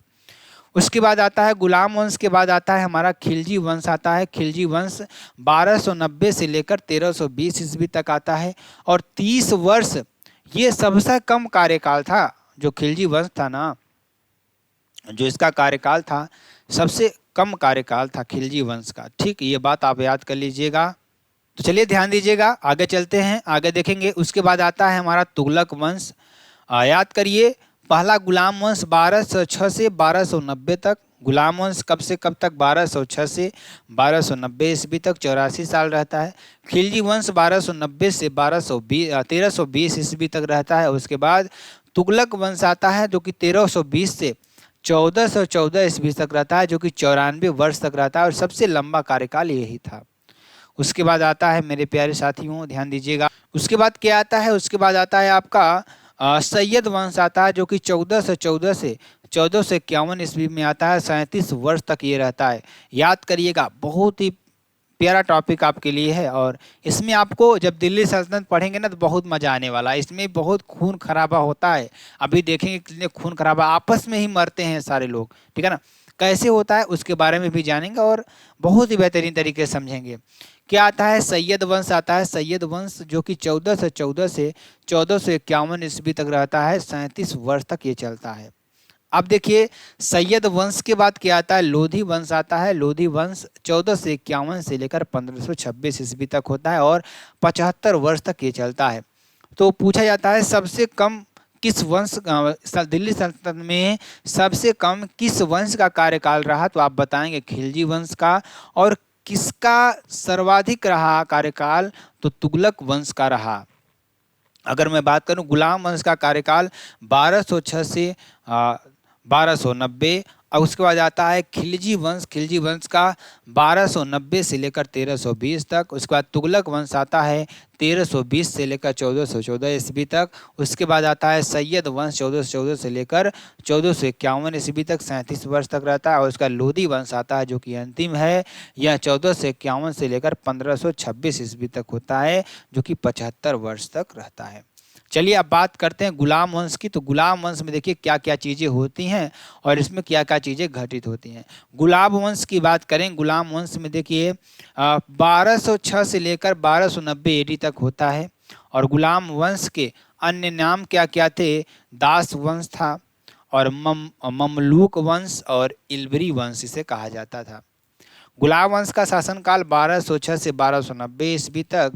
और इसे गुलाम वंश के अन्य नाम क्या था, दास वंश, मगलूक वंश और इल्बरी वंश। याद कर लीजिए गुलाम वंश का अन्य नाम दास वंश, मगलूक वंश और इल्बरी वंश। उसके बाद गुलाम वंश के कुल शासक कितने हुआ करते थे, 11 शासक थे इसमें गुलाम वंश में। और देखिए पहला आता है हमारे पास कुतुबुद्दीन आता है। आपको मालूम है 1206 से लेकर 1290 तक हमें पढ़ना है। इसमें 1206 से लेकर 1290 तक पढ़ना है। और जिसमें से पहला शासक हमारा कौन आता है, कुतुबुद्दीन ऐबक आता है। और कुतुबुद्दीन ऐबक जो आता है ना, जब आता है तो ये 1206 से लेकर 1210 तक गद्दी पर बैठता है। और इसी समय गुलाम वंश का संस्थापक यही था। मतलब जो कुतुबुद्दीन ऐबक था यही गुलाम वंश का संस्थापक था। और इसका जन्म कब होता है, 1150 ईस्वी में इसका जन्म होता है। और ये जा कर के देखिए बहुत ही ये मतलब बहुत ही बाद में गद्दी पर बैठता है कुतुबुद्दीन ऐबक, क्योंकि गुलाम था, ये गुलाम था, ठीक है ना। तो गुलाम वंश यही था। तो अब ये गुलामी करते करते 1206 में पहुंच गया। अब 1206 में ये गद्दी पर बैठता है और 1200 सिर्फ 4 वर्षों तक गद्दी पर बैठा रहा। इसी ने क्या किया था, गुलाम वंश की स्थापना की थी। जैसे कहते हैं ना अभी चलिए इसके बारे में नहीं कहेंगे, वो राजनीतिक पार्टियां हो जाएंगी ये भी। तो चलिए गुलाम वंश का संस्थापक क्या था, गुलाम वंश संस्थापक कौन था, कुतुबुद्दीन ऐबक था। जन्म इसका कब होता है, 1150 ईस्वी में। और राजधानी इसने अपनी कहाँ बनाई थी, लाहौर में राजधानी बनाई थी, जो कि अब पाकिस्तान में है। क्योंकि पहले पाकिस्तान, अफगानिस्तान, ये सारी चीज़ें, बांग्लादेश, ये सब अलग हो गए हैं, म्यांमार भी अलग हो गया, पहले सब भारत में हुआ करते थे, ठीक। तो चलिए ऐबक का अर्थ होता है चंद्रमा का स्वामी। ऐबक का पूछा जाता है ऐबक का अर्थ क्या होता है, तो ऐबक का अर्थ होता है चंद्रमा का स्वामी, याद कर लीजिएगा। इसकी सैन्य राजधानी कहाँ है, अभी अपनी मिलिट्री कहाँ रखता है, मिलिट्री रखता है अपने इंद्रप्रस्थ में। और इसने अपनी राजधानी कहाँ बनाई थी, लाहौर में। इसका जन्म 1150 में। और ऐबक का अर्थ होता है चंद्रमा का स्वामी। और सैन्य राजधानी इसने कहाँ बनाई, इंद्रप्रस्थ में अपनी राजधानी जाकर बनाता है। अब ये मोहम्मद गौरी का क्या था, गुलाम था। क्या था, मोहम्मद गौरी का गुलाम था। मोहम्मद गौरी ने ही 4 गुलाम पाले थे, जिसमें मैंने आपको क्या बताया था, यलदौज को बताया था, कुबाचा को बताया था, कुतुबुद्दीन ऐबक को बताया था और बख्तियार खिलजी को बताया था। तो ये आपको मैंने ऊपर ही बताया, ये गुलाम था, गुलामों का अब यहाँ पर शासन चल रहा है, तो गुलाम वंश हो गया। गुलाम वंश की स्थापना किसने की, यहाँ पर आपको पढ़ रहे हैं। गुलाम वंश का क्या था, कुतुबुद्दीन ऐबक था, ठीक है ना। कुतुबुद्दीन ऐबक कौन था, किसका गुलाम था, मोहम्मद गौरी का गुलाम था। याद कर लीजिएगा ये सारी चीज़ें। इसे मिर्जा अजीज कोका ने खरीदा। मतलब इसे किससे, मतलब कि पहले क्या होता था ना कि गुलामों को खरीदा जाता था, बेचा जाता था। मतलब जैसे इंसानों को बेचा जाता है ना, कि आप इतना रुपए दे दीजिए। और जैसे आप सरकार देख लीजिए आपको क्या करती है, एग्ज़ाम दिलवाती है और आपको नौकरी पर रखती है, एक तरीके से वो आपका पालन पोषण कर रही है, अपना अपना काम ले रही है और आपको उसके बदले में पैसा दे रही है। ठीक, तो गुलाम तो आप सरकार के भी हुए इस तरीके से माने तो पहले गुलाम दूसरे हुआ करते थे। ठीक, तो गौरी का गुलाम था। इसे मिर्जा अजीज कोका से खरीदा गया था और गौरी ने खरीदा था। किसने? गौरी ने खरीदा। किससे खरीदा? मिर्जा अजीज कोका से खरीदा।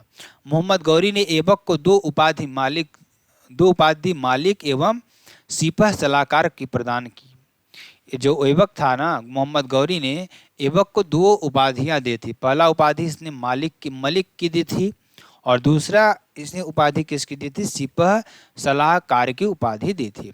अब देखिए, ऐबक जो था गौरी का दामाद भी बना। ऐबक जो था गौरी का क्या बना?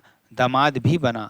ठीक, ऐबक जो था गौरी का दामाद भी बना, मतलब कि इसने गौरी की बेटी से विवाह भी किया और गौरी ने इसे शुरुआत में अमीर ए आखर पद दिया। क्या दिया? अमीर ए आखर पद दिया। और मृत्यु इसकी कब होती है? चौगान खेलते समय इसकी मृत्यु हो जाती है। ठीक, इसकी मृत्यु हो जाती है चौगान खेलते समय, मतलब पोलो खेलते समय इसकी मृत्यु हो जाती है। चलिए, हम लोग अभी मध्यकालीन इतिहास पढ़ रहे हैं, तो इसका जब मृत्यु हो जाता है चौगान खेलते समय, तो अभी देखिए जब आप आधुनिक इतिहास में आएंगे ना, तो आपको इतना मजा आने वाला है, इतना मजा आने वाला है कि आप कहेंगे कि भैया आपने बहुत ही अच्छी तरीके से हमें समझाया, क्योंकि उसमें हमें बहुत सारी कहानियों के बारे में पता चलेगा और बहुत सी चीज़ों को हम उसमें जानेंगे, बहुत सी चीज़ों को। ठीक है ना? और इतनी चीज़ों अच्छी चीज़ों को बताएंगे हम आपको कि आपका मन खुश हो जाएगा। ठीक है ना? ऐबक का जो अन्य नाम पील बख्श था, जिसे हाथियों का दान बहुत ज़्यादा करता था। और लाख बख्श इसका नाम था और हातिम सेकंड इसे कहा जाता था और कुरान खां इसका नाम था। इसके बहुत नाम थे, ऐबक के बहुत नाम थे। पहला नाम पील बख्श किसका नाम पूछा जाता है एग्जाम में कि आखिरकार आप बताइए पील बख्श किसका नाम था? तो पील बख्श किसका नाम था? ऐबक का। लाख बख्श भी इसी का नाम, हातिम सेकंड और कुरान खां। ठीक, चलिए आगे चलते हैं। ऐबक ने कभी भी अपने नाम का कोई सिक्का नहीं चलाया, मतलब सिक्का चलाया, कोई सिक्का मतलब नाम का कोई सिक्का न चलाया और ना ही खुतबा पढ़वाया, न प्रशंसा पत्र पढ़वाया। मतलब इसने 4 साल के जीवन काल में क्या कर ही लेगा यार, आप समझ रहे हैं ना? न इसने कोई सिक्का चलवाया, ना ही कोई खुतबा पढ़वाया अपने, मतलब कि ना अपनी कभी यहाँ उन्होंने बड़काई की। मतलब खुतबा मतलब होता है ना कि अपने बारे में लोगों को बताना कि मैं ऐसा शासन हूँ, मुझे ऐसा शासन करना आता है, मैं ये कर सकता हूँ, मैं इसे खुतबा पढ़वाना कहते हैं उस समय। ठीक है ना? और जब ये सुल्तान की उपाधि धारण नहीं की थी, इसने कभी भी सुल्तान की उपाधि धारण नहीं की थी, हमेशा आम आदमी की तरह तरीके से रहता था। ठीक है ना? अब चलिए, बख्तियार काकी का शिष्य, जो बख्तियार था ना, काकी का शिष्य था, सूफीवाद इसने अपनाया।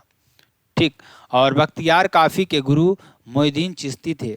और जो बख्तियार काकी थे ना, जो बख्तियार काकी का शिष्य था, ये बख्तियार काकी का शिष्य सूफीवाद। ठीक है ना? बख्तियार काकी के गुरु कौन थे? मोइनुद्दीन चिश्ती थे। ठीक, और ये सारी चीज़ें हमें पुस्तकों से ही मिलती हैं। ठीक है ना? ऐबक के निर्माण कार्य कौन कौन से इन्हें बताया? कुतुब उल इलाम मस्जिद दिल्ली में बनवाया है, जो कि उत्तर भारत की पहली मस्जिद थी, तो इसने मस्जिद को बनाया। और अढ़ाई दिन का झोपड़ा, जो कि अजमेर में है मस्जिद, इसी ने बनवाया था। किसने? कुतुबुद्दीन ऐबक ने बनवाया था। और कुतुब मीनार का निर्माण इसी ने ही शुरू करवाया, हालांकि आगे चल के पूरा किसी दूसरे ने करवाया था, आगे बताएं किसने पूरा करवाया। तो शुरू कुतुबुद्दीन ऐबक ने करता है, और हालांकि हम लोग यही पढ़ते हैं कि कुतुब मीनार का निर्माण किसने कराया था? कुतुबुद्दीन ऐबक ने। लेकिन ये शुरुआत इसने की थी, लेकिन पूरा निर्माण ये करवा नहीं पाया था, इसने नींव बस डाली थी। ठीक है ना? और अब ध्यान दीजिएगा, कुतुब मीनार का निर्माण 1199 ईस्वी में इन्हें शुरू करता है। ठीक है, इनमें ये शुरू कराया और क्या करता है, इसने नींव कब डाली? फर्स्ट नींव इन्होंने डाली, ऐबक ने डाली। उसके बाद दूसरा, तीसरा और फोर्थ जो था, जो पहला मंजिल, दूसरा मंजिल, तीसरा मंजिल और चौथी मंजिल किसने बनवाया? इल्तुतमिश ने बनवाया। और इसकी हाइट कुल मिला कितनी है? 72.5 मीटर है। और फिरोज शाह तुगलक, जो पांचवा इसका जो मंजिला है, वो किसने पूरा करवाया? फिरोज शाह तुगलक ने पूरा करवाया। ठीक है ना? और इसे 1993 में यूनेस्को की विरासत सूची में शामिल किया गया। ठीक, चलिए, ऐबक को ही गुंबद कला व मेहराब कला का जनक कहते हैं। ऐबक के ही शासनकाल में जो गुंबद कला व मेहराब कला थी ना, उसी को ही इसने चालू किया था। और ऐबक का दरबारी कवि कौन था? हसन निजामी। कौन था? हसन निजामी था। और इसने बुक कौन सी लिखी थी? ताजुल मासीर फ़क़े मुदीर। ये बुक इसने लिखी। कौन सी बुक लिखी? ताजुल मासीर और फ़क़े मुदीर बुक लिखी। ऐबक का मकबरा कहाँ पर है? लोकी लाहौर में है। ऐबक का मकबरा कहाँ है? लाहौर में है।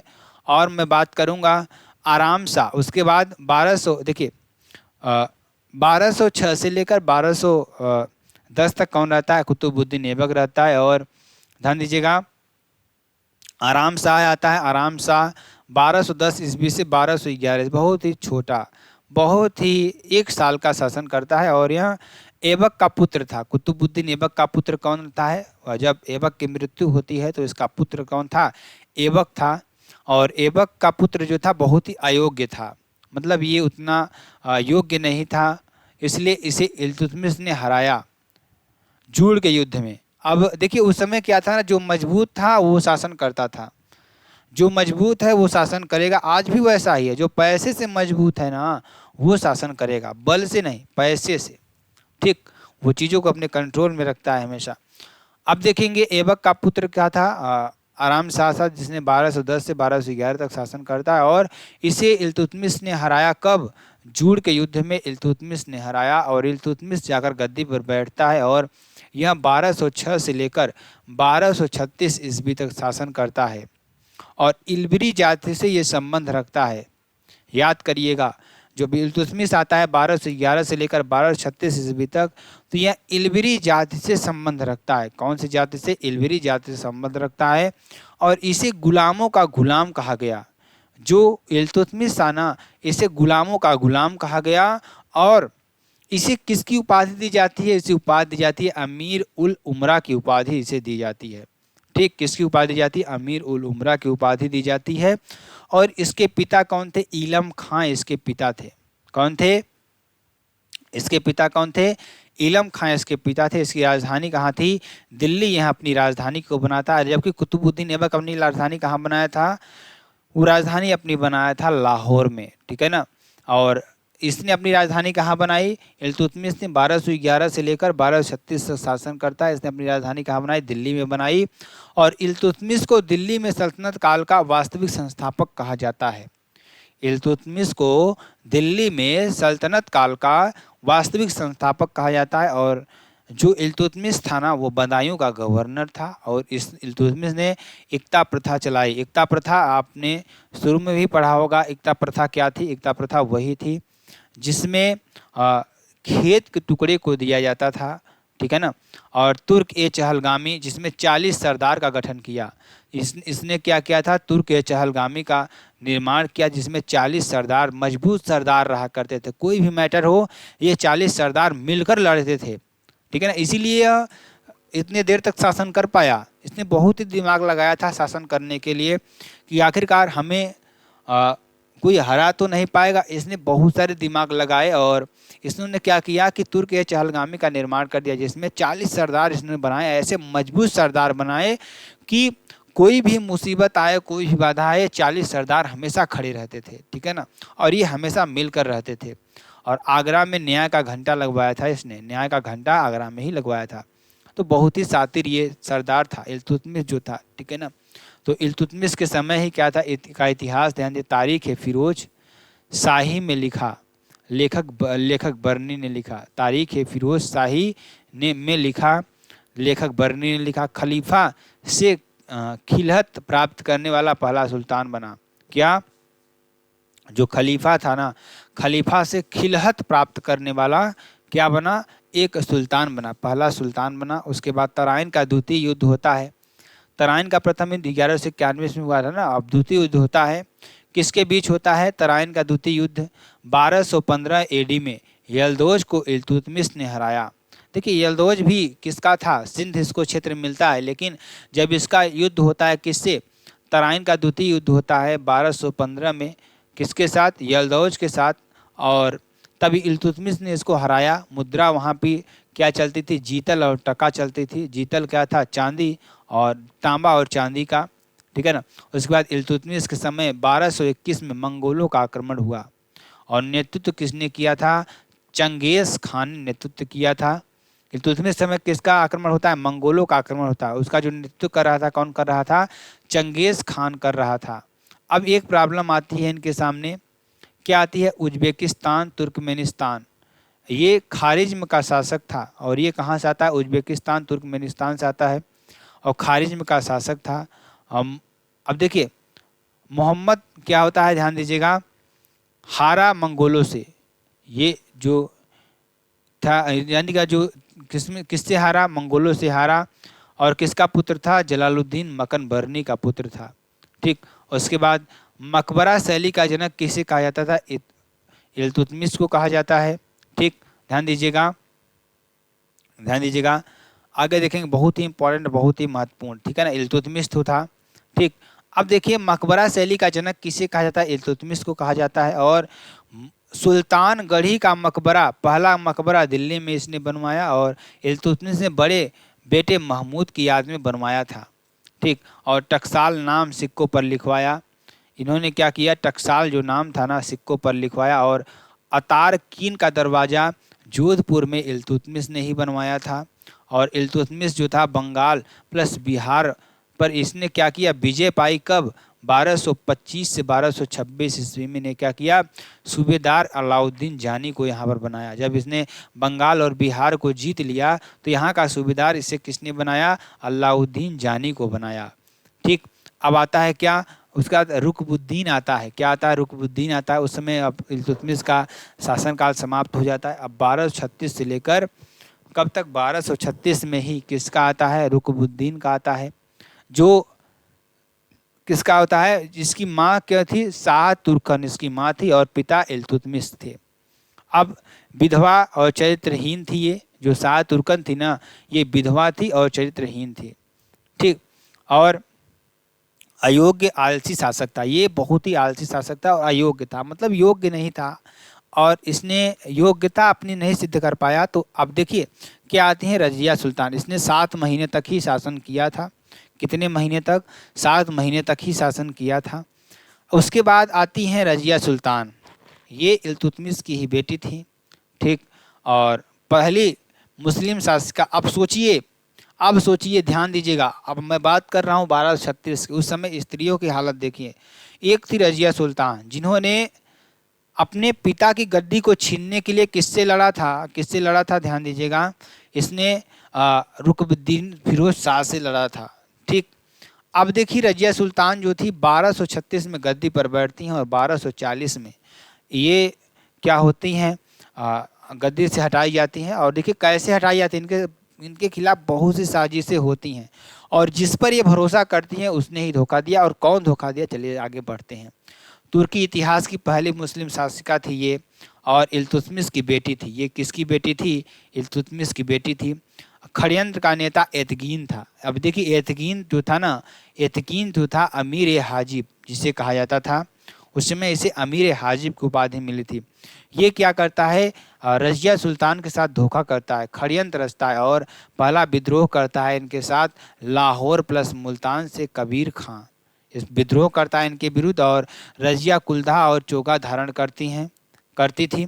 ये रजिया सुल्तान कुल्हा और चोगा, मतलब एक पहनावा था उस समय, कुल्हा और चोगा धारण करती थी। और रजिया के काले गुलाम याकूत को अमीर ए आखूर नियुक्त किया गया। जो याकूत था उसे नियुक्त किया गया और ये अल्तुनिया के विद्रोह में मारा गया। अल्तुनिया के विद्रोह में मारा गया था। और इसके खिलाफ होने वाले विद्रोह कौन थे? अल्तुनिया का विद्रोह तबर हिंद और भटिंडा और पंजाब में। रजिया की मृत्यु हो जाती है 13 अक्टूबर 1240 में, कैथल में मृत्यु हो जाती है।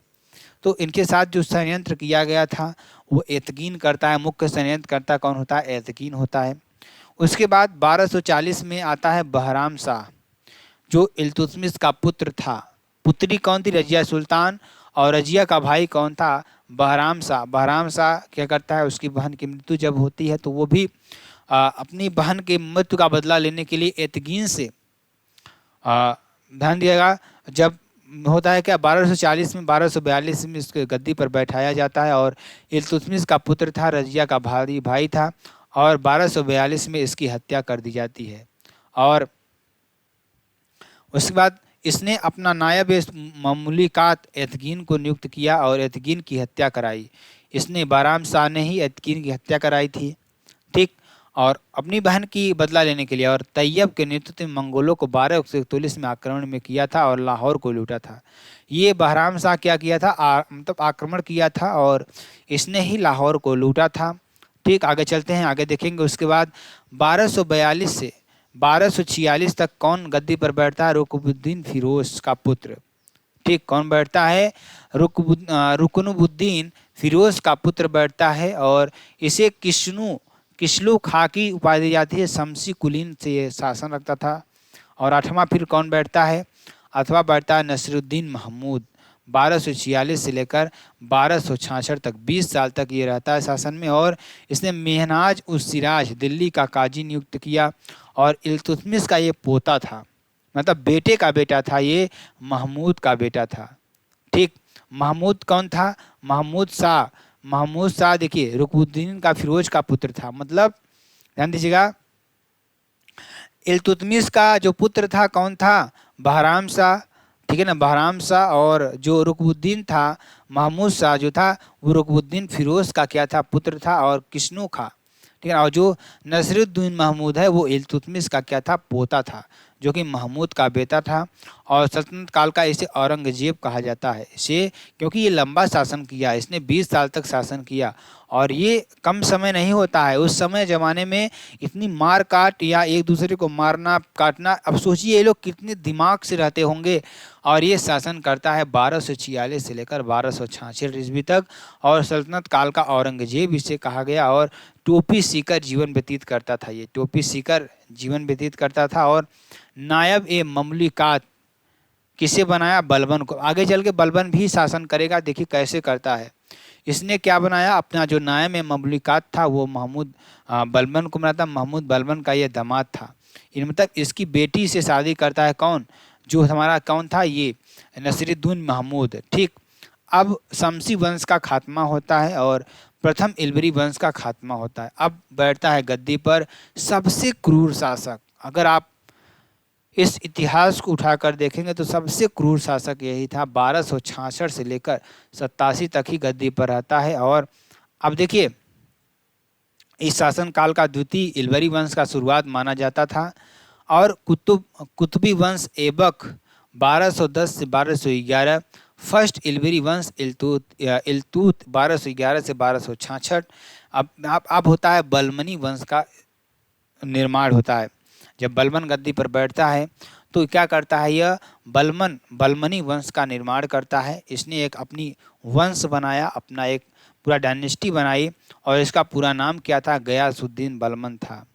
और यह गुलामों का गुलाम था और यह गुलामों का गुलाम, मतलब ये गुलाम था फिर इसने अपना गुलाम खरीदा था, ठीक है ना, मतलब ये किसी के द्वारा खरीदा गया था, फिर जिसने इसको खरीदा था उसने फिर इसको बेचा था, मतलब गुलामों का गुलाम था ये। और इसका वास्तविक नाम बहाउद्दीन था। क्या था, बहाउद्दीन था। और इसकी उपाधि क्या थी, इसने उपाधि किसकी धारण की थी, उलूग खां की उपाधि इसने धारण की थी। किसकी, उलूग खां की उपाधि धारण की थी। और यह उपाधि महमूद ने इसे दी थी। किसने दी थी, महमूद ने। और इसे जिल्ले इलाही यानी ईश्वर की छाया, अपने आप को क्या मानता था, ईश्वर की छाया मानता था कि मैं ईश्वर की छाया हूँ, मुझे ईश्वर ने धरती पर भेजा है, ठीक है ना। और अमीर शिकार बना बहराम के समय। बहराम के समय जब ये क्या था, अमीर शिकार हुआ करता था। और अमीर आखूर ये महमूद के समय अमीर आखूर था। और ध्यान दीजिएगा ये लौह रक्त की नीति अपनाया था और मेवातियों के खिलाफ अपनाई थी। ध्यान दीजिएगा ये क्या करता था ना, लौह रक्त की अपनाता था, मतलब जिसके सामने ध्यान दीजिएगा अगर कोई रोता हुआ आता था तो ये क्या करता था, सोचता था कि ये रोता हुआ आता था, बहुत दुखी है, तो उसको ये मौत के घाट उतार देता था, मतलब उसका खून कर देता था कि तुमको आज़ाद कर दिया, आज से तुम नहीं रहोगे। मतलब ये मतलब बहुत से कत्ल इसने किए, लाखों कत्ल इसने किए। ये क्या करता था, मतलब लकड़ी के, मतलब एक तख्ता बनवाता था, उसमें क्या करता था, लोगों को चिनवा देता था, मतलब खीली गाड़ करके क्या कहता उसमें गड़वा देता था। इसने लौह रक्त नीति इसीलिए अपनाई और मेवातियों के खिलाफ अपनाई। मेवातियों को इसने बहुत ही बुरी तरीके से खून खराबा किया और तुर्क या चहलगामी का अंत किया। चहलगामी जो 40 सरदार बने थे ना, 40 सरदार, इल्तुतमिश ने जो 40 सरदार बनाए थे, उसका अंत कौन करता है, बलबन ही करता है। और इसने प्रथा चलाई, कौन सी प्रथा, सिजदा प्रथा चलाई, झुकना। ये बहुत छोटा था तो अब इसने क्या किया, एक प्रथा चला दी कि अब कोई भी आएगा मेरे सामने झुकेगा, मुझसे बड़ा नहीं हो सकता। मतलब जब तक इसके सामने कोई रहेगा वो झुका ही रहेगा, उससे बड़ा अगर हुआ तो उसकी गर्दन कटी। पाबोस इसने बनाई, झुक करके इसको चूमना, इसके पैर को चूमना। और नौरोज उत्सव किए, इसने क्या किया, उत्सव शुरू किए, उत्सव मनाता था जगह जगह पर। पहली बार गैर इस्लामिक प्रथा दिल्ली सल्तनत में लागू की गई और फारसी पद्धति में दरबार का गठन किया गया। और सैनिकों के लिए इसने नगद वेतन की व्यवस्था की। जैसे इल्तुतमिश ने एकता प्रथा चलाई, कुतुबुद्दीन ऐबक ने एकता प्रथा चलाई। ये क्या किया, अब उस एकता प्रथा को ख़त्म करके क्या करता है, अब ये करता है, पैसे देने लगता है। क्या देने लगता है, पैसे देने लगता है, नगद देने लगता है। 2 विभाग इसने बनाया था, एक बरीद ए मुमालिक का और जिसे आप गुप्तचर विभाग कहते हैं, इसने गुप्तचर विभाग बनाया था। और दीवान ए अर्ज सैल्टा विभाग इसने बनाया था। और बलबन ने न्याय विभाग की स्थापना की थी। जो बलबन था ना, ये न्याय विभाग की स्थापना करता है। और बलबन के समय 1279 से 1285 में मंगोल आक्रमण हुआ। बलबन के समय क्या होता है, 1279 से लेकर 1285 तक क्या होता है, मंगोल आक्रमण होता है। और 1279 में बंगाल में विद्रोह तुगरिल खान ने किया। किसने किया, तुगरिल खान ने किया। बंगाल में विद्रोह, जो क्या था, बलबन का पुत्र था कौन, बुगरा खां, ठीक। और उसके बाद कैकुआबाद क्या था, बलबन का पोता था। और किलोखरी किला बनवाया इसने, क्या बनवाया, किलोखरी किला बनवाया। और कैमुर्स कौन था, जो शमसुद्दीन सेकंड, वो गुलाम वंश का अंतिम शासक होता है। यहाँ पर क्या होता है, गुलाम वंश का समाप्ता हो जाता है। उसके बाद क्या आता है, हमारे पास आता है खिलजी वंश आता है, खिलजी वंश, ठीक। अब खिलजी वंश आता है। खिलजी वंश में क्या होता है, 1290 से लेकर 1320 ईस्वी तक चलता है और इसका सबसे कम कार्यकाल रहता है, ठीक। और सबसे कम कार्यकाल रहता है इसका। और इसके संस्थापक कौन थे, जलालुद्दीन खिलजी, जो एक उदार शासक था, बहुत ही उदार शासक। और इसकी उपाधि क्या थी, शाइस्ता खां की उपाधि थी। और इसने विद्रोह मुक्त किया, कैकुआबाद ने दी थी इसे। कैकुआबाद कौन था, ध्यान दीजिएगा, कैकुआबाद कौन था, बलबन का पोता ने इसे किसकी उपाधि दी थी, जलालुद्दीन, मतलब शाइस्ता खां की उपाधि दी थी, ठीक। सल्तनत काल का सबसे बुजुर्ग शासक यही होता है। और इसी समय कड़ा मानिकपुर में मलिक छन्नू ने विद्रोह किया। किसने किया, मलिक छन्नू ने विद्रोह किया। और अलाउद्दीन खिलजी की जो पत्नी थी महरू, प्रिय पत्नी, पहली पत्नी जलालू की बेटी। और 1290 में मंगोल आक्रमण जलालुद्दीन के समय में हुआ, ठीक। और इसके 2 बेटे थे, एक इब्राहिम खान खाना और एक अरकली खान, ठीक। और कड़ा की जागीर अलाउद्दीन खिलजी के भतीजे को दे दी गई। जो कड़ा की जागीर थी वो अलाउद्दीन खिलजी के भतीजे को दे दी गई। फिर जो जलालुद्दीन खिलजी के तो दरबारी कौन कौन से थे, अमीर खुसरो थे जिन्हें तोताए हिंद, भारत सुख और तृतीय हिंद की किताबों की रचना की। उसके बाद कौन थे, हसन अली थे। और इन्हें पुस्तक कौन कौन सी लिखी, तुगलनामा, आशिक उल अनवर, क्या थी, मिफ्ताह उन मुतुहात, किरान उस्सादैन, खजाइन उल फुतूह, नूर सिपहर, ठीक है ना, आपके लिए हो जाएगा। और अमीर खुसरो के गुरु कौन थे, निजामुद्दीन औलिया, कौन थे, निजामुद्दीन औलिया थे। ने 7 सुल्तानों का दरबार देखा है। जो निजामुद्दीन औलिया थे ये 7 दरबारों का दरबार देखे थे इन्होंने। अमीर खुसरो कव्वाली, गज़ल, पहेली, खड़ी बोली हिंदी का प्रयोग, सितार, तबला के जनक कौन थे, अमीर खुसरो ही होते हैं। और 1296 में जलालुद्दीन की हत्या अलाउद्दीन ने कराई। और देवनागरी अभियान में आने के बाद वहाँ के शासक रामचंद्र देव थे। अलाउद्दीन खिलजी 1296 से 1306 ईस्वी तक रहता है। और इसके बचपन का नाम अली गुरसाप था, क्या था, गुरसाप्स था। और इसका अन्य नाम द्वितीय सिकंदर, सिकंदर ईशानी, युग का विजेता अमीरुल मोमदीन था। क्या था? अमीर मोमदीन था। इसका राज्याभिषेक कौन करता है? लाल महल दिल्ली में इसका राज्याभिषेक होता है। और अलाउद्दीन खिलजी के विजय का अभियान 4 सेनापति करते थे। उलूग खां जो उत्तर भारत पर विजय किया, नुसरत खां जो उत्तर भारत पर विजय किया, और मलिक काफूर दक्षिण भारत पर विजय किया, और जफर खां मंगोल विजय किया। उत्तर भारत पर विजय में देखिए पहला गुजरात अभियान होता है जो कि 1297 से 98 के बीच होता है। और इसमें क्या होता है, राजा कर्णदेव को हराया और उनकी पत्नी कमला देवी से शादी कर ली। ठीक, और यहाँ से ही मलिक काफूर 1000 दिनारी को खरीदा।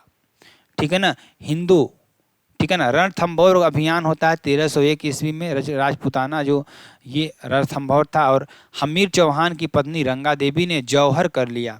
जौहर जाते हैं तो रणमल ने धोखा दिया था इसमें भी।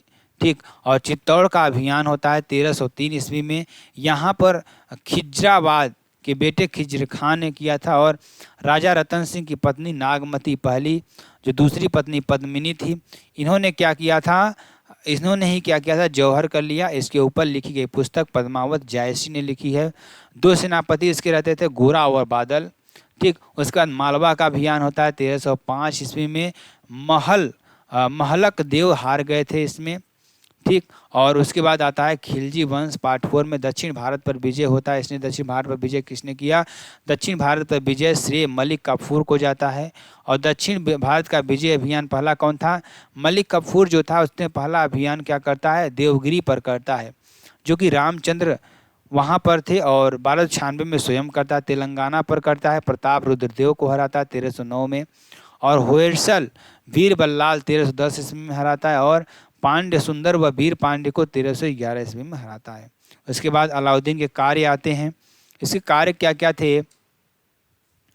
इसने बाजार नियंत्रण प्रणाली चालू की और रिक्ता प्रथा को खत्म करके सैनिकों को नगद वेतन दिया, जो कि बलबन ने भी किया था। हुलिया लिखवाया इसने।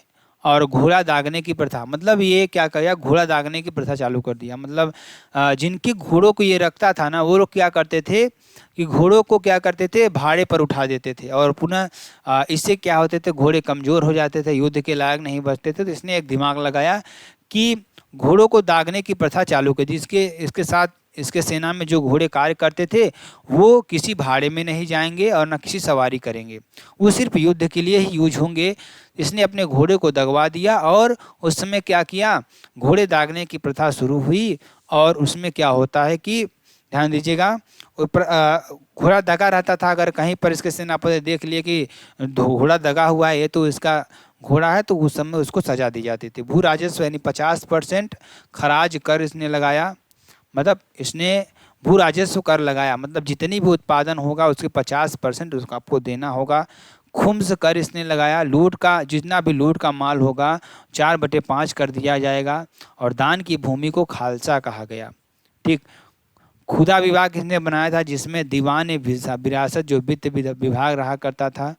दीवान आरिज इसने बनाया जो कि सैन्य विभाग था। दीवान रसालत इसने बनाया जिन्हें विदेश विभाग था। और दीवान रियासत इसने बनाया जो कि बाजार नियंत्रण था। ठीक, अब देखिए मंडियों के प्रमुख को इसने क्या कहा, शाहीना मंडी कहा। और माप तोल के अधिकारी को नाजीर कहा जाता था। और गुप्तचर को बरीद कहा जाता था। अलाउद्दीन खिलजी की मृत्यु कब हो जाती है? 1316 में हो जाती है। और जलोधर रोग की वजह से इसका मृत्यु हो जाता है। इसके निर्माण कार्य की बात करेंगे, 1000 खम्भा महल इसने बनवाया, सीरी का किला इसने बनवाया, और जमैयत खाना मस्जिद इसने बनवाई, और अलाई दरवाज़ा दक्षिण दरवाज़ा कुवत उल इस्लाम मस्जिद इसने बनवाई। हौज खास इसने बनवाया। अलाउद्दीन के बाद गद्दी पर मलिक काफूर 36 दिन के लिए गद्दी पर बैठा है। और मलिक काफूर के बाद गद्दी पर कौन बैठता है? मुबारक शाह खिलजी बैठता है, जो कि 1316 से लेकर 1320 ईस्वी तक बैठता है। और पागल बादशाह इसे कहा गया। ठीक, मुबारक शाह की मौत का कारण बनता है। स्वयं को खलीफा घोषित करने वाला दिल्ली सल्तनत का पहला सुल्तान बनता है। और मार्को पोलो इटली से अलाउद्दीन के समय पर ही आता है। ठीक, चलिए आगे बात करते हैं, आगे देखेंगे, बहुत ही मज़ा आगे आने वाला और अच्छी तरीके से और भी चीज़ों को समझेंगे। ठीक है ना। अब हम आगे बात करते हैं, आगे देखिए क्या है जो आपके लिए बेहद इंपॉर्टेंट है। उसके बाद आता है हमारे पास तुगलक वंश आता है। कौन आता है? तुगलक डायनेस्टी आती है, तुगलक वंश आता है। चलिए तुगलक वंश के बारे में भी अच्छी तरीके से समझने का प्रयास करेंगे। अब तुगलक वंश का जो शासन काल था बहुत ही लंबा शासन काल था, सबसे लंबा काल तुगलक वंश का ही आता है। अब तुगलक वंश 94 ईयर्स तक शासनकाल करता है, 94 ईयर्स तक ये करता है शासनकाल। और बात करते हैं 1320 से लेकर 1414 ईस्वी तक यह शासनकाल करता है। इसके संस्थापक कौन थे? गयासुद्दीन तुगलक थे। और इसने क्या की थी? गाजी की उपाधि धारण की थी। किसकी उपाधि? गाजी की उपाधि इसी ने ही धारण की थी। और नहरों का निर्माण करने वाला पहला सुल्तान यही बना। इसने क्या किया? नहरों का निर्माण करवाना शुरू किया और तुगलकबाद 56 कोट दुर्ग बनवाया। क्या बनवाया? तुगलकबाद का 56 कोट दुर्ग बनवाया था इसने। क्या बनवाया था? 56 कोट दुर्ग बनवाया था। और ध्यान दीजिएगा 1325 ईस्वी में ये क्या करता है? बंगाल अभियान में लौटते समय लकड़ी के महल से दबकर मौत हो गई, जो कि मोहम्मद बिन तुगलक द्वारा बनवाया गया था। अब ध्यान दीजिएगा इसने शासन कब से कब तक किया? तो ये संस्थापक था गयासुद्दीन तुगलक। गयासुद्दीन संस्थापक था। अब 1325 से 1414 तक इसका शासनकाल रहता है, मतलब पूरा किसका? तुगलक वंश का। अब गयासुद्दीन तुगलक 1320 में गद्दी बैठता है और गद्दी बैठने के बाद 1325 ईस्वी में 1320 में बैठता है और 1325 में क्या करता है? बंगाल अभियान से लौटते समय क्या करता है? लकड़ी का एक महल बना रहता है जो कि दबकर उससे इसकी मौत हो जाती है, जो मोहम्मद बिन तुगलक ने बनवाया था, एमबीटी ने बनवाया था। अब कहीं पर एमबीटी आ जाए तो आप मोहम्मद बिन तुगलक को समझना। ठीक। अब हुजून दिल्ली दूरस्थ औलिया ने गयासुद्दीन से कहा, हुजून दिल्ली दूरस्थ ये औलिया ने गयासुद्दीन तुगलक से कहा था। अब मोहम्मद बिन तुगलक गद्दी पर बैठता है, लकड़ी का महल बनवा करके गयासुद्दीन को परमात्मा में पहुंचा करके अब ये गद्दी पर बैठ रहा है 1325 से 1351 में। बहुत ही लंबा इसका शासन काल रहा। ठीक, लगभग 26 साल तक इसका शासन काल रहा। और इन 26 सालों में इसने क्या किया, चलिए इसके बारे में समझते हैं और बहुत अच्छी तरीके से इसके बारे में जानते हैं। सबसे शिक्षित शासक रक्त पिपासु भी कहलाया।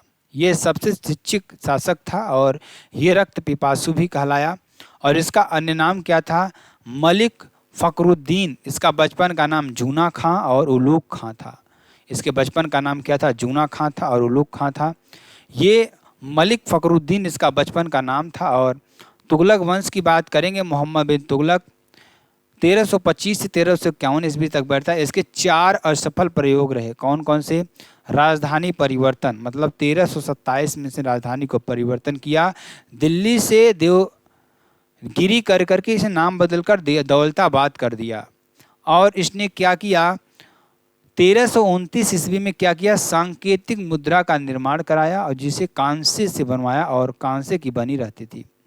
और खुरासान अभियान इसने चलाया 1330 से 1331 ईस्वी को, जो कि इराक को विजिट करने के लिए, मतलब इराक को जीतने के लिए। और इसने कराचिल अभियान चलाया हिमाचल प्रदेश और चीन में।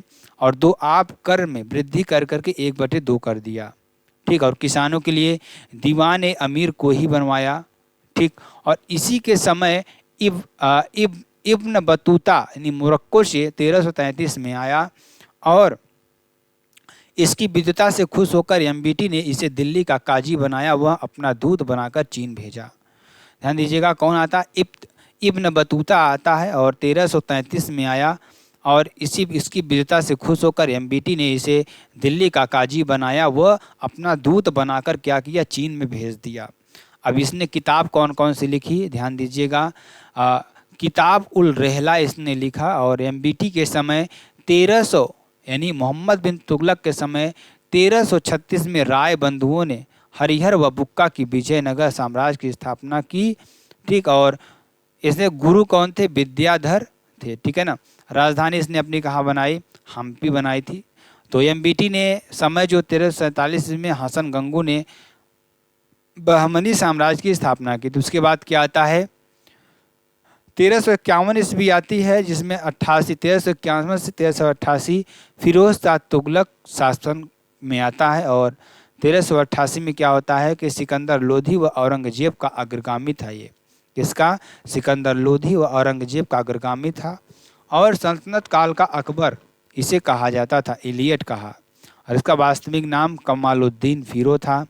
ठीक, और गयासुद्दीन तुगलक के छोटे भाई रज्जब का बेटा था। ये गयासुद्दीन का के छोटे भाई रज्जब का बेटा था। और इसकी माता बीबी जैला हिंदू जो थी, बीबी जैला थी जो कि एक हिंदू थी। ठीक, और वकाबी ऋण को मोहम्मद बिन तुगलक ने किसानों को दिया था, उसे माफ़ कर दिया। वकाबी ऋण जो मोहम्मद तुगलक ने किसानों को दिया था उसे इसने क्या कर दिया, माफ़ कर दिया। और सल्तनत काल के 24 टैक्स खत्म कर दिए और 4 कर लगा दिए। पहला कर इसने क्या लगाया, खराज कर लगाया जो कि भूमि पर लगता है, 1/6 भाग पे लगाया। जक़ात कर इसने लगाया, मुस्लिमों पर लगाया 2.5%। अब इसने पहला काम तो अच्छा किया कि मुस्लिमों पर भी कर इसने लगाना शुरू कर दिया। जजिया कर इसने लगाया ब्राह्मणों कर, ठीक, ब्राह्मणों पर, हिंदुओं को जिम्मी कहा। और खुम्स कर इसने लगाया 1/5 भाग पर। अब सिंचाई कर इसने लगाया, उपज का 10% उसे देना होगा। इतलाक प्रथा शुरू की, दिल्ली सल्तनत का सबसे भ्रष्ट शासक था, ठीक है ना। और एकता को पुनः प्रारंभ वंशानुक्रम कर दिया जिसे विरासत का सिद्धांत कहते हैं। इसने अब देखिए फिरोज शाह तुगलक ने क्या किया, पुनः एकता प्रथम को शुरू कर दिया। बलबन ने ख़त्म किया, इल्तुतमिश ने ख़त्म किया, लेकिन फिरोज शाह तुगलक ने पुनः ही क्या कर दिया, शुरू कर दिया। इसके समय में सर्वाधिक दास थे, सर्वाधिक दास 21 ईस्वी के समय में थे। और इसने अस्थाई सेना रखनी बंद कर दी। इसने रोजगार दफ्तर खुलवाए और दासों के लिए दीवान बंदरगान विभाग बनवाया। दान के लिए दीवान खैरात बनवाया इसने, और मुस्लिम लड़की व विधवाओं के लिए बनवाया था। दीवान इत्मीहाक पेंशनों वृद्धों को बनवाया। और दीवान रिसालत इन्हें चलाई लोक शिकायत के लिए, मतलब जो लोग थे उसकी शिकायत के लिए इसने क्या बनवाया, दीवान रिसालत बनवाई। और दीवान मुक्त खराज लगान को वसूलने के लिए इसने बनवाया। और भित्ति चित्रकारी बंद कर दी। सोने चांदी के बर्तन इसने बनवाए और महिलाओं को पीर मजार पर रोक दिया। इसने बहुत सारे नगर बसाए, मतलब महिलाओं को मजार पर जाने से इसने रोक दिया। इसने बहुत सारे नगर बसाए जैसे फिरोज शाह कोटला, फतेहाबाद, जौनपुर, जिसे आप जूना खां की याद में बनवाया था, और फिरोजाबाद इसने ही बनवाया था, जिसे आप क्या कहते हैं, कांच का शहर या चूड़ी नगर जिसे कहते हैं। और इसके समय में बरनी ने तारीख फिरोज शाही लिखी। और इसने अपनी आत्मकथा फुतहात फिरोज शाही लिखी।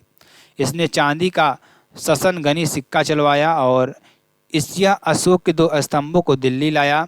टोपरा स्तंभ हरियाणा से और मेरठ से क्या लाया, ठीक है ना। और 1368 में कुतुब मीनार की मरम्मत करवाई, इसी ने करवाई, ठीक। और यफष्टी के बाद शासक गयासुद्दीन मोहम्मद शाह जो मोहम्मद खान के नाम से जाना जाता है 1388 ईस्वी में आता है। और गयासुद्दीन तुगलक शाह 1388 से 1389 ईस्वी तक रहा। अकबूकर शाह इसमें कब रहा, 1389 से 1390 ईस्वी तक। और नसरुद्दीन शाह 1390 से 94 तक। और अलाउद्दीन सिकंदर शाह जो हुमायूं था ये 1394 से 95 ईस्वी तक था। उसके बाद नसरुद्दीन शाह महमूद आता है। नसरुद्दीन महमूद आता है जो कि अंतिम शासक होता है इसका, 1395 से लेकर 1414 ईस्वी तक, ठीक। और यहाँ पर मलिक सखर की बात करेंगे। ख्वाजा जहाँ ने जैनपुरी में सरकी बंद की स्थापना की। और 1398 में तैमूर लंका आक्रमण यहीं पर होता है। उसके बाद आता है हमारे पास सैयद वंश आता है। सैयद वंश ध्यान दीजिएगा, अगर संस्थापक की बात करें, खिज्र का इनके संस्थापक थे 1414 से 1421 तक, ठीक। रैयत आला सैनिक तुगलक थे इसमें। और मुबारक शाह 1421 से लेकर 1434 तक इसमें खुतबा चलवाया। ये बहुत ही छोटे छोटे थे, ठीक है ना। और मोहम्मद शाह ने 1434 से 1445 तक शासन किया। उसके बाद आलम शाह ने 1445 से 1451 तक शासन किया। अंतिम शासक इसका कौन था, दिल्ली छोड़कर बदायूं चला गया। तारीख मुबारक शाही इसी में लिखा गया। और यादिया बिन सिरिंदी इसी के लेखक थे। अब उसका जाता है लोधी वंश, ठीक, 1451 से लेकर 1526 ईस्वी तक। लोधी वंश, इससे दिल्ली पर प्रथम अफगान वंश बैठा। गिलजाई जाति से थे ये। और बलबन 3000 अफगानों को मारा था। और इस नेतृत्व बहराम खां, मलिक काला और बल्लू बहलोल ने किया था। संस्थापक की बात करेंगे बहलोल लोधी, 1451 से लेकर 1489 ईस्वी तक, जो कि 38 साल तक रहा, ठीक। आगे चलते हैं। ध्यान दीजिएगा, बहलोल लोदी द्वितीय सीजेरियन सुल्तान इसे कहा जाता है। मुल्तान का गवर्नर भी इसे कहा जाता है। और प्रथम सीजेरियन बिंदुसार, ठीक है ना, इसी के समय आया। दिल्ली सल्तनत में सबसे लंबा शासनकाल इसी के रहा। ठीक, बहलोल लोदी का 2 बार राज्याभिषेक हुआ। दर्री पर बैठकर शासन करता था यह, और यह चाहता था कि इसका बड़ा बेटा बारबाग शाह गद्दी पर बैठे, और 2 बार राज्याभिषेक इसका हुआ। ठीक, औरंगजेब, बहलोल लोदी और फिरोज शाह तुगलक, शेर शाह सूरी, इब्राहिम लोदी, छत्रपति शिवाजी महाराज जी, ठीक है ना, और ये सारे शासनकाल इसमें थे। और बहलोल लोदी ने जौनपुर जाकर वहाँ के शासन हुसैन शाह सरकी को हराकर अपने बेटे को बरबाग को वहाँ का गवर्नर बनाया। ठीक, और सिकंदर लोधी 1489 से 1517 ईस्वी तक शासन करता है। 1504 में आगरा बसाया इसने, सिकंदर लोधी ने। 1505 में कुतुब मीनार की मरम्मत करवाई। 1506 में आगरा की राजधानी बनाई, ठीक है ना। और ये बल्लू का छोटा पुत्र था, कौन, सिकंदर लोधी। मुहर्रम पर ताजिया निकालना बंद कर दिया, और गंगा यमुना स्नान पर रोक लगा दी, और मथुरा ज्वालामुखी का मंदिर तोड़ दिया इसने। गज ए सिकंदरी लागू किया इसने 30 इंच, और गुलरुखी शीर्षक से कविता लिखता था ये, गुरमुखी शीर्षक से कविता लिखता था। इसी के समय में भारतीय संगीत पर पहला फारसी ग्रंथ लज्जत ए सिकंदर शाही लिखा गया। और मृत्यु की बात करेंगे, इसकी मृत्यु की बात करेंगे, इसका मृत्यु ध्यान दीजिएगा, गले की बीमारी कारण इसकी मृत्यु होती है। इसी के समय इसके वजीर मियाँ भुइयाँ ने मोहम्मद मजीद यानी दाल मस्जिद दिल्ली का निर्माण करवाया। और मियाँ भुइयाँ की रचना फारंग ए सिकंदरी, तिब्बत ए सिकंदरी। और दाढ़ी नहीं रखता था ये, दाढ़ी नहीं रखता था कभी भी। मकबरा दिल्ली का मकबरा इसने बनवाया। सिकंदर लोधी के समकालीन प्रसिद्ध व्यक्ति कबीर दास, गुरु नानक, राणा सांगा सारे इनके थे। और इब्राहिम लोदी की बात करेंगे, 1517 से 1526 ईस्वी तक शासन करता है, और दिल्ली सल्तनत का अंतिम शासक था ये। और 1518 का खतौली युद्ध राणा सांगा विस इब्राहिम लोदी के बीच होता है, जो कि अनिर्णायक रहता है। और पानीपत का युद्ध होता है 21 अप्रैल 1526 ईस्वी में, जो कि दिल्ली सल्तनत के अंत का कारण था। और इब्राहिम लोदी व बाबर के बीच युद्ध होता है, इसे दौलत खां की लोधी ने आमंत्रित किया था और विजयी हुआ, ठीक है ना, बाबर विजयी हुआ। इसी युद्ध से सल्तनत का अंत हुआ। वह बाबर ने मुगल साम्राज्य के युद्धभूमि में मारा जाने वाला प्रथम शासक था। ठीक, अब आगे आता है मुगल साम्राज्य। मुगल साम्राज्य का जो स्थापना था वो 1526 से 1857 तक चला। इसका संस्थापक क्या था? बाबर था। कौन था? बाबर था। इसका जन्म कब होता है? इसका जन्म होता है 14 फरवरी 1493 ईस्वी का जन्म होता है। फरगना उज्बेकिस्तान से ये आया था। और बीच में सूरी वंश 1540 से 1555 तक रहता है। ठीक, इसके पिता उबर शेख मिर्जा थे और पिता की तरफ से 5वीं पीढ़ी थी यह तैमूर लंग से संबंधित थी, और माता की तरफ से 14वीं पीढ़ी थी चंगेज खां से संबंधित थी। बाबर ने समरकंद को 1497 में जीता, और बाबर का भारत पर आक्रमण यूसुफ जई जाति पर होता है 1518 से 19 के बीच में, और बाबर की लाहौर विजय 1524 में होती है। बाबर ने 4 युद्ध लड़े। पानीपत का प्रथम युद्ध इसने लड़ा, जो कि सेकंड विक्रमाजीत और बाबर व दौलत खां लोधी के बीच होता है, जो कि पंजाब का गवर्नर बनता है, प्लस आलम खां लोधी के बीच होता है। इस युद्ध में बाबर ने तुलगुना नीति का प्रयोग किया। युद्ध में तोप का प्रयोग किया। तोपों का संचालन उस्ताद अली खान ने किया। बंदूक का संचालन इसी में किया मुस्तफ़ा ने किया। इस युद्ध के बाद कलंदर की उपाधि धारण की, और उसके बाद खानवा का युद्ध होता है, जो राणा सांगा के बीच व आलम खां व दौलत खां के बीच होता है। जिहादी नारा दिया बाबर ने, और इसी युद्ध के बाद गाजी की उपाधि धारण की इसने, ठीक है ना। और चंदेरी का युद्ध होता है बाबर और मेदिनी राय के बीच होता है 1528 ईस्वी में। और उसके बाद चौथा युद्ध इसने किया घाघरा का युद्ध, ठीक, किसके बीच? 1529 ईस्वी में बाबर व महमूद लोदी व शेर शाह सूरी व नुसरत खां के बीच होता है। यह युद्ध जल व थल दोनों पर लड़ा गया। ठीक, बाबर का शासनकाल 1526 से लेकर 1530 ईस्वी तक रहता है। बाबर की आत्मकथा बाबरनामा में तुर्जुक ए बाबरी चगताई तुर्क भाषा। मुगल काल का पहला आत्मकथा किसने लिखने वाला शासक यही था। इसने अपनी आत्मकथा में कृष्णदेव राय विजयनगर को शक्तिशाली शासक बनाया और बाबर का मकबरा पहले आराम बाग आगरा में था और बाद में काबुल अफगानिस्तान में था। इसका बचपन का नाम मोहम्मद जहरुद्दीन था और इसके 4 बेटे थे, हुमायूं, कामरान, अस्करी और हिंदाल। ठीक है ना। हुमायूं 1530 से 1540 और 1555 से 1556। इसका बचपन का नाम नसरुद्दीन मोहम्मद खुदमीर था। इसका जन्म 1508 ईस्वी में काबुल में होता है। इसकी माता माहम बेगम थी और गद्दी पर बैठने पहले बदख्शां का सूबेदार था। राज्याभिषेक इसका 1530 ईस्वी में होता है। 1531 ईस्वी में कालिंजर बांदा दुर्ग जीता और प्रताप रुद्रदेव के अधीन। ठीक। और 1532 ईस्वी में चुनार का किला इसने घेरा जो कि मिर्जापुर में है और संधि हुई हिंदू बेगम के माध्यम से। और 1532 ईस्वी में इसने दोहरिया का युद्ध जीता, शेर शाह और महमूद लोधी को हराया। उसके बाद 1533 की बात आती है जब इसने दीन पनाह पुस्तकालय दिल्ली में स्थापना की। 1539 में आता है बंगाल यानी गौड़ प्रदेश को जीतकर उसका नाम जन्नताबाद रख दिया। दिल्ली का नियंत्रण शेख बहलोल को दिया गया और बंगाल विजय के दौरान हिंदाल ने शेख बहलोल की हत्या करके खुद को दिल्ली का सम्राट घोषित किया। और दिल्ली वापस आते समय चौसा युद्ध 1539 में हुआ और हुमायूं और शेर शाह सूरी के बीच। हारा कौन? हुमायूं हारा। कर्मनासा नदी में कूद गया। वह एक निजाम भिश्ती ने इसकी जान बचाई। इसने चमड़े के सिक्के 2 व्यक्तियों ने चलवाए, एमबीटी और निजाम भिश्ती ने। ठीक है ना। और 1540 में कन्नौज का युद्ध होता है और हुमायूं और शेर शाह के बीच होता है। जीता कौन? जीता वह दिल्ली पर सेकंड बार अफगान वंश का शासन होता है, सूरी साम्राज्य का। हुमायूं भागकर आगरा से पंजाब सिंधु गया। वह 1541 में हमीद बानो बेगम से शादी की। ठीक। उसके बाद आता है मुगल साम्राज्य। हुमायूं 1530 से, ये आपको मैंने बताया। इसका पुत्र कौन था? अकबर का जन्म 1542 में हुआ और राणा वीर शाह पंजाब के यहाँ हुआ। 1555 में हुमायूं वापस आया और 1555 में मच्छीवाड़ा पंजाब का युद्ध जीता और 1555 में सरहिंद का युद्ध जीता। हुमायूं भी सिकंदर शाह सूरी के बीच जीता है और इस युद्ध के बाद हुमायूं के द्वारा अकबर को लाहौर का सूबेदार बनाया गया।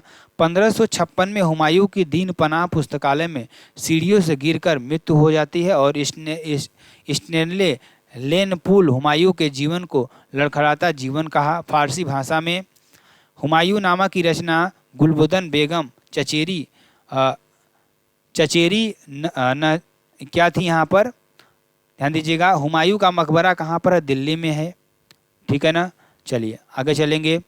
हुमायूं रविवार को पीले वस्त्र, शनिवार को काले वस्त्र तथा सोमवार को सफ़ेद वस्त्र पहनता था। और हुमायूं को भागने में किसने मजबूर किया? शेर शाह सूरी ने मजबूर किया 68 वर्ष की जीवन संघर्ष के बाद। ठीक। अब आता है उसके बाद सूर साम्राज्य आता है जो कि 1540 से 1555 ईस्वी तक रहता है, जो कि सेकंड अफगान वंश था। भाषा फारसी थी। तारीख ये शेरशाही पुस्तक लिखा गया अल्बास खां सखवानी अकबर के कहने पर। शेर शाह सूरी कब तक रहता है? 1540 से 1545 ईस्वी तक रहता है और इसके बचपन का नाम फरीद खां था, शेर शाह सूरी के नाम, और इसके पिता हसन खां। ठीक। और दादा इब्राहिम बहलोल लोदी के समय भारत आए। बिहार का सूबेदार बहार खां लोहानी मोहम्मद शाह को बनाया गया। इसके पुत्र जलाल खां का संरक्षण बना। शेर शाह ने बहार खां को लोहानी की विधवा दूदू बेगम से विवाह किया और 1529 में बंगाल के नुसरत शाह को हराकर हजरत अली की उपाधि धारण की। 1530 में चुरान का किला जीता और लाड़म मालिक से विवाह किया जो कि मिर्जापुर में है और इब्राहिम लोदी गवर्नर ताज खां की बेटी। ठीक है ना। और 1539 में चौसा का युद्ध जीता। वह शेर शाह यानी अल सुल्तान की उपाधि धारण की। 1540 में बिलग्राम कन्नौज का युद्ध जीता, सूरवंश की स्थापना की। 1542 में मालवा को जीता। 1543 को रायसीन जीता और पूरन मल को धोखे से मारा। ठीक। 1544 में मालदेव जीता। मालदेव जेता कुंपा से युद्ध बाबर से चंदेरी का किला जीता। ठीक। 1544 में कालिंजर पर आक्रमण किया और कीर्ति सिंह चंदेल शासक को हराया। बांदा यूपी में है जो कि उगता तोप का इस्तेमाल हुआ। गोला फेंकने शेर शाह की मृत्यु हुई। ठीक। और मुट्ठी भर बाजरे के लिए मैं हिंदुस्तान की बादशाहत खो देता। ठीक। इंपॉर्टेंट बात, शेर शाह सूरी का मकबरा कहाँ है? सासाराम बिहार में है। शेर शाह से संबंधित अन्य बातें की बात करेंगे। भू राजस्व व्यवस्था पैदावार का 1/3 कर उत्पादन के आधार पर लगाया और इसका टोडरमल थे, ठीक है ना। पट्टा प्रथा शुरू की जिसमें काबूलियत कहा गया। शुद्ध चांदी के सिक्के जारी किए, वर्तमान स्वरूप का रुपया है। और सड़क ए आजम ऑफ लैंड ने नामकरण किया। रोहतास गढ़ के किले का निर्माण करवाया। डाक सेवा का जनक और प्रमुख हेमू था और गुप्तचर प्रणाली इसने चलाई, ठीक है ना। जलाल खां की बात करेंगे। इस्लाम शाह के नाम से गद्दी पर बैठा और 8 वर्ष शासन काल किया। 1545 से 1553 ईस्वी तक के समय कवि कौन थे? जायसी थे, ठीक। फिरोज की बात करेंगे। 3 दिन तक ये शासन किया, हत्या इसकी कर दी गई मुजरिम खां के द्वारा। शेर शाह के भाई निज़ाम खां का पुत्र था, ठीक। मुजरिम खां की बात करेंगे जिसे आदिल शाह कहा जाता है, शेर शाह का दामाद था ये। और सिकंदर शाह की बात करेंगे। सरहिंद का युद्ध लड़ा, वह उसे पराजित हुआ। मुजरिम खां का बहनोई था ये। आदिल शाह सूरी की बात करेंगे, इसका अंतिम शासक था, सेनापति होमू का था और दिल्ली की गद्दी पर अंतिम हिंदू सम्राट था। स्वयं को दिल्ली का स्वतंत्र सम्राट घोषित कर दिया गया, ठीक। अकबर की बात करेंगे। अकबर देखिए 1542 ईस्वी में इसका जन्म होता है। बचपन का नाम जलाल अर्श आसियानी या जहांगीर ने। शासनकाल 1556 से 1605 ईस्वी तक होता है। सबसे बड़ा शासनकाल इसी का रहता है इसमें। और पालन पोषण इसका किसने करता है? सुल्तान बेगम ने किया, अस्करी की पत्नी थी और बाबर की बहन खानजादा बेगम और धाय माँ अनगा, ठीक। अकबर ने पहली शादी रुकैया बेगम से 1551 में की। हिंदल की बेटी थी जो गजनी का राज्य था और 1555 में सरहिंद के युद्ध में युवराज घोषित हुआ। माता का नाम हमीदा बानो बेगम। 3 पुत्र इसके थे, सलीम, मुराद और दानियाल। शिक्षक इसकी अब्दुल लतीफ़ थे और सिराजी। राज्याभिषेक इसका कहाँ होता है? पंजाब के गुरदासपुर और जिले करनौल में ईंटों के सिंहासन पर हुआ 1556 ईस्वी में। विधि कौन थी? अब्दुल कासिम ने पूरी की थी और संरक्षण बैरम खान ने दिया था। पानीपत का दूसरा युद्ध होता है 5 नवंबर 1556 ईस्वी में। अकबर व हेमू के बीच होता है, हेमराज विक्रमादित्य के बीच, और अकबर जीतता है और अली आदिल शाह का सेनापति था ये, ठीक। 7 अक्टूबर 1526 को हेमू ने स्वयं को दिल्ली का सम्राट घोषित किया। हेमराज दिल्ली की गद्दी पर अंतिम हिंदू सम्राट था और बैरम खां 1556 से 1560 ईस्वी तक संरक्षण करता रहा, लेकिन 1561 में माहम अनगा के कहने पर मक्का भेजा गया। इसका अन्य नाम क्या था?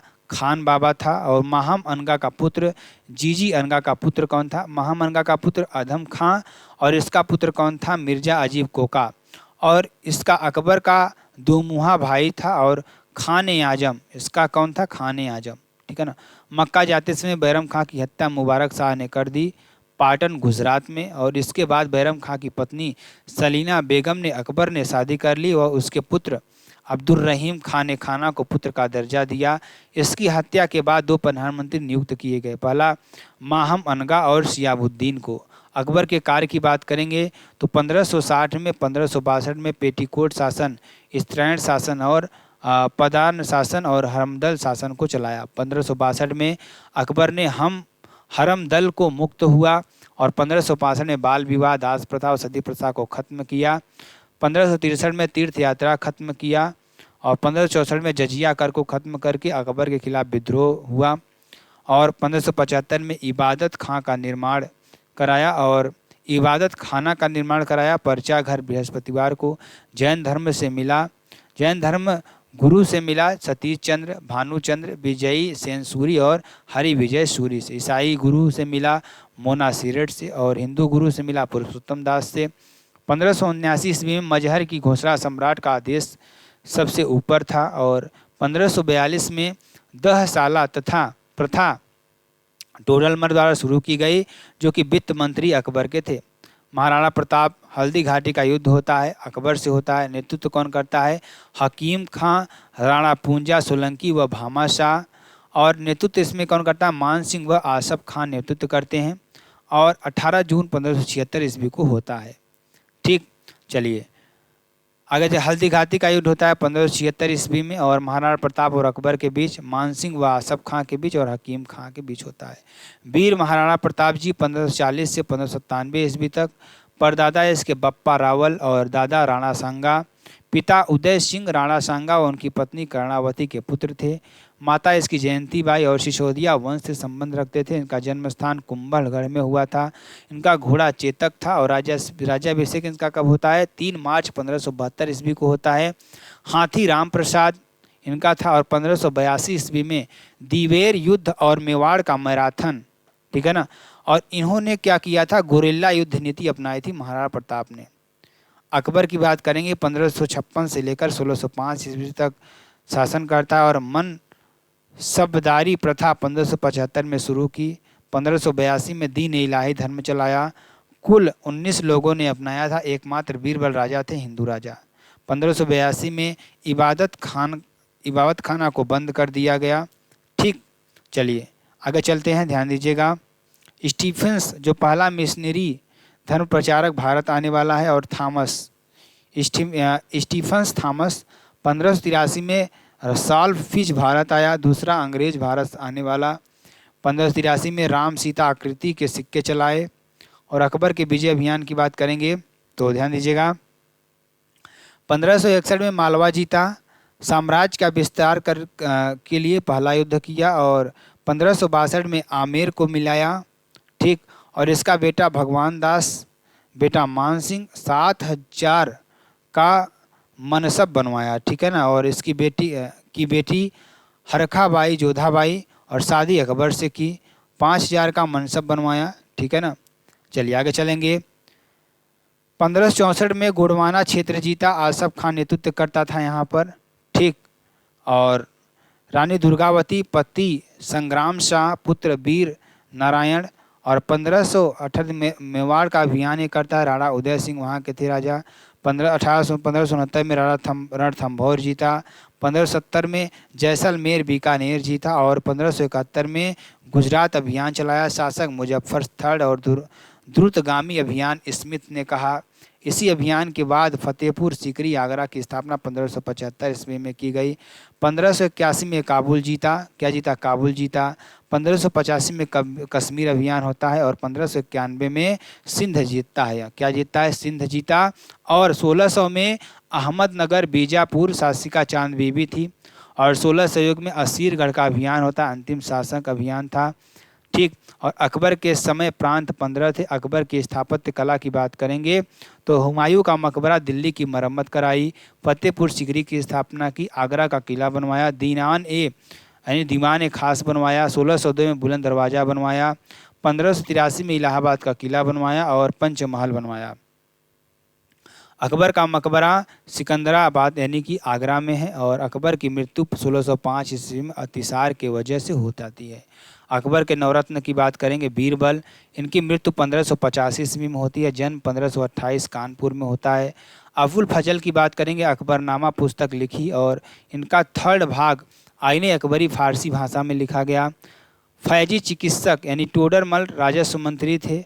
अब्दुल रहीम खान खाना पिता बैरम खां उपाधि गुजरात विजय के उपलक्ष्य में बाबरनामा का फारसी अनुवाद किया। तानसेन तन्ना मिश्र और रामतनु पांडे दरबारी कवि थे। गुरु स्वामी हरिदास मोहम्मद गौश रचना संगीतकार मियाँ की मल्हार और समाधि ग्वालियर में इसकी है।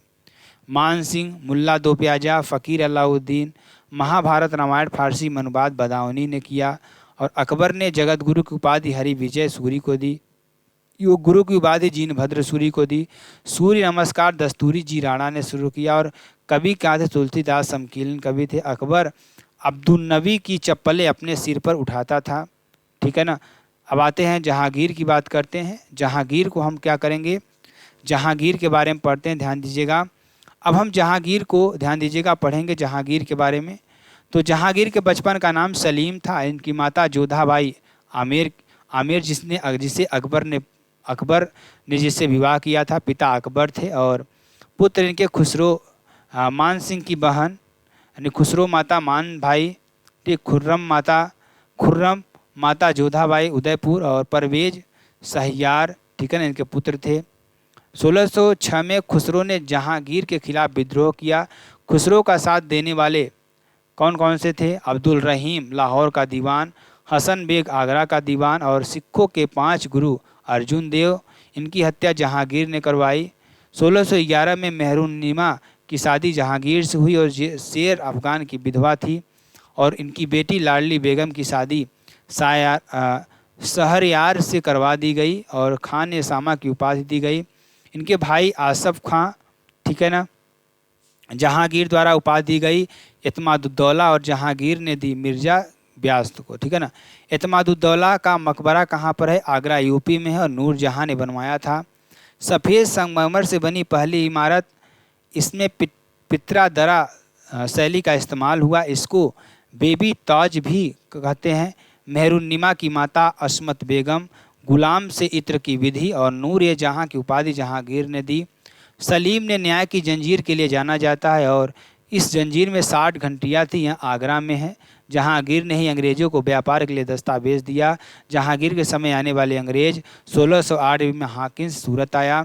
मुग़ल दरबार में 1609 में आया और इसको इंग्लिश खान की उपाधि दी गई और 400 का मनसब बनवाया, ठीक। 1611 में मिडल्टन आया। 1612 में पॉल कैनिंग एडवर्ड आए और 1615 में थॉमस रो आया। जहांगीर की मृत्यु 1627 ईस्वी में हो जाती है। इसका मकबरा लाहौर में है, ठीक है ना।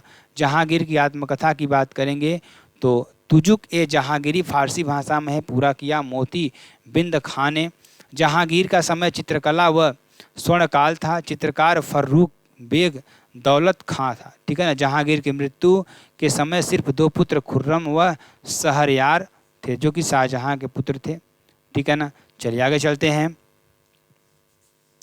ध्यान दीजिएगा। शाहजहां की बात करेंगे 1627 से 1658 ईस्वी तक रहता है और बचपन का नाम खुर्रम जहांगीर शाहजहां, माता इसकी जगत गोसाई जोधाबाई ने कहा और पत्नी अंजुम बानो बेगम जो कि मुमताज़ महल जिसे कहा गया, जिसकी याद में इसने क्या बनवाया था? ताजमहल बनवाया था। कुल 14 बच्चे इसके हुए और 7 जीवित रहे, 4 पुत्र बचे। मतलब पंजाब का सूबेदार दारा सिकोह को बनाया गया, बंगाल का सूबेदार शाह सूजा को, दक्षिण का सूबेदार औरंगजेब को और गुजरात का सूबेदार मुराद बख्श को बनाया गया। 3 पुत्री थी, शाह आरा, रोशन आरा, गोहन आरा, ठीक है ना। और राज्याभिषेक इसका कहाँ होता है? आगरा में होता है। और 1628 में राजधानी बनाई, आगरा बनाई और 1638 में दिल्ली बनाई और 1628 में शाहजहां के खिलाफ पहला विद्रोह खान ए जहां लोधी ने किया, जिसे हटाकर महावत खां को दक्कन का सूबेदार बनाया। और 1632 से 33 में अहमदनगर जीता और 1636 में गोलकोंडा जीता। शाहजहां के समय विदेशी पीटर मुंडी, निकोलस मनुची इटली से आए, फ्रांसीसी बर्नियर ट्रेवनियर फ्रांस से आए और ये डॉक्टर था, ये व्यापारी था, ठीक। दरबारी कवि इसके कौन थे? अबू कालीन, पंडित जगन्नाथ की पुस्तक गंगा लहरी, अब्दुल हमीद लाहौरी की पुस्तक पादशाहनामा और शाहजहां के समय को स्थापत्य कला का स्वर्णयुग कहते हैं। निर्माण कार्य इसने क्या करा है? ताजमहल बनवाया 1631 से 1653 ईस्वी तक और डिजाइन अहमद लाहौरी ने बनाए, निर्देशन ईसा खां के। और 1983 में यूनेस्को की विश्व विरासत में शामिल किया गया। ताजमहल का पत्थर मकराना से लाया गया था और पित्रा दर्रा शैली से बना है। लाल किला दिल्ली में 1648 ईस्वी में बनाया और यूनेस्को में 2007 में शामिल किया गया। मयूर सिंहासन तख्ते आउस डिजाइन बादल खां का है और जामा मस्जिद दिल्ली में बनवाई। आगरा किले में दीवान ए आम, दीवान ए खास, सिजदा पाबोस खत्म किया। तीर्थ यात्रा पर कर लगाया। न्याय का दिन बुधवार इन्होंने लिखा। संस्कृत कवि जगन्नाथ को महाकवि राय की उपाधि दी, ठीक। लाल खां को गुड़ समृद्ध की उपाधि दी, सगुत की उपाधि दी। शाहजहां के तबीयत खराब होने के कारण 1657 ईस्वी के बाद दिल्ली की गद्दी के लिए उत्तराधिकार के युद्ध हुए। घटमल का युद्ध 1658 ईस्वी में होता है उज्जैन में, जो औरंगजेब और दारा सिकोह के बीच होता है। औरंगजेब जीत जाता है। समूहगढ़ का युद्ध 1658 ईस्वी में होता है, आगरा में होता है, जो कि औरंगजेब और दारा सिकोह के बीच होता है, जो औरंगजेब जीत जाता है। युद्ध में जीतने के बाद औरंगजेब का पहला राज्याभिषेक हुआ। समूदगढ़ के युद्ध के बाद शाहजहां की बंदी बनाया गया और शहबाज आगरा को कैद कर दिया गया, शहबूज को, ठीक। और देवराई का युद्ध 1659 में होता है अजमेर में, वहीं 1666 में मृत्यु हो जाती है। दारा सिकोह लघु अकबर जिसे कहा था लेन पुल द्वारा, अध्यात्मक गुरु मियाँ खमीर और हिंदू विद्वान लाल बैरागी, और 52 उपनिषदों का फारसी में अनुवाद किया जिसे सीर अकबर कहा गया। कादरी नाम से रचनाएं लिखता था।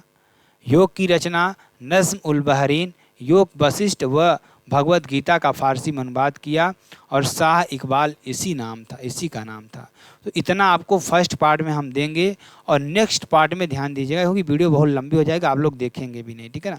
तो अब हम नेक्स्ट पार्ट में देखेंगे औरंगजेब से। कहाँ से पढ़ेंगे? औरंगजेब से, और एक एनर्जी के साथ अच्छी के तरीके से हम आपको बताने वाले हैं। तो मेरे प्यारो, आप लोग वीडियो को इतना ज़्यादा शेयर करिएगा क्योंकि बहुत ही अच्छी तरीके से हमने अपना 100% दिया है इसमें। तो आप सभी लोग क्या करेंगे? वीडियो को शेयर करेंगे, लाइक कमेंट सब्सक्राइब ज़रूर कर देंगे, साथ ही साथ आप बेल आइकन को ज़रूर दबा लेंगे। फिर मिलते हैं नेक्स्ट वीडियो में नए टॉपिक के साथ। तब तक के लिए मेरे प्यारो, जय हिंद, जय भारत।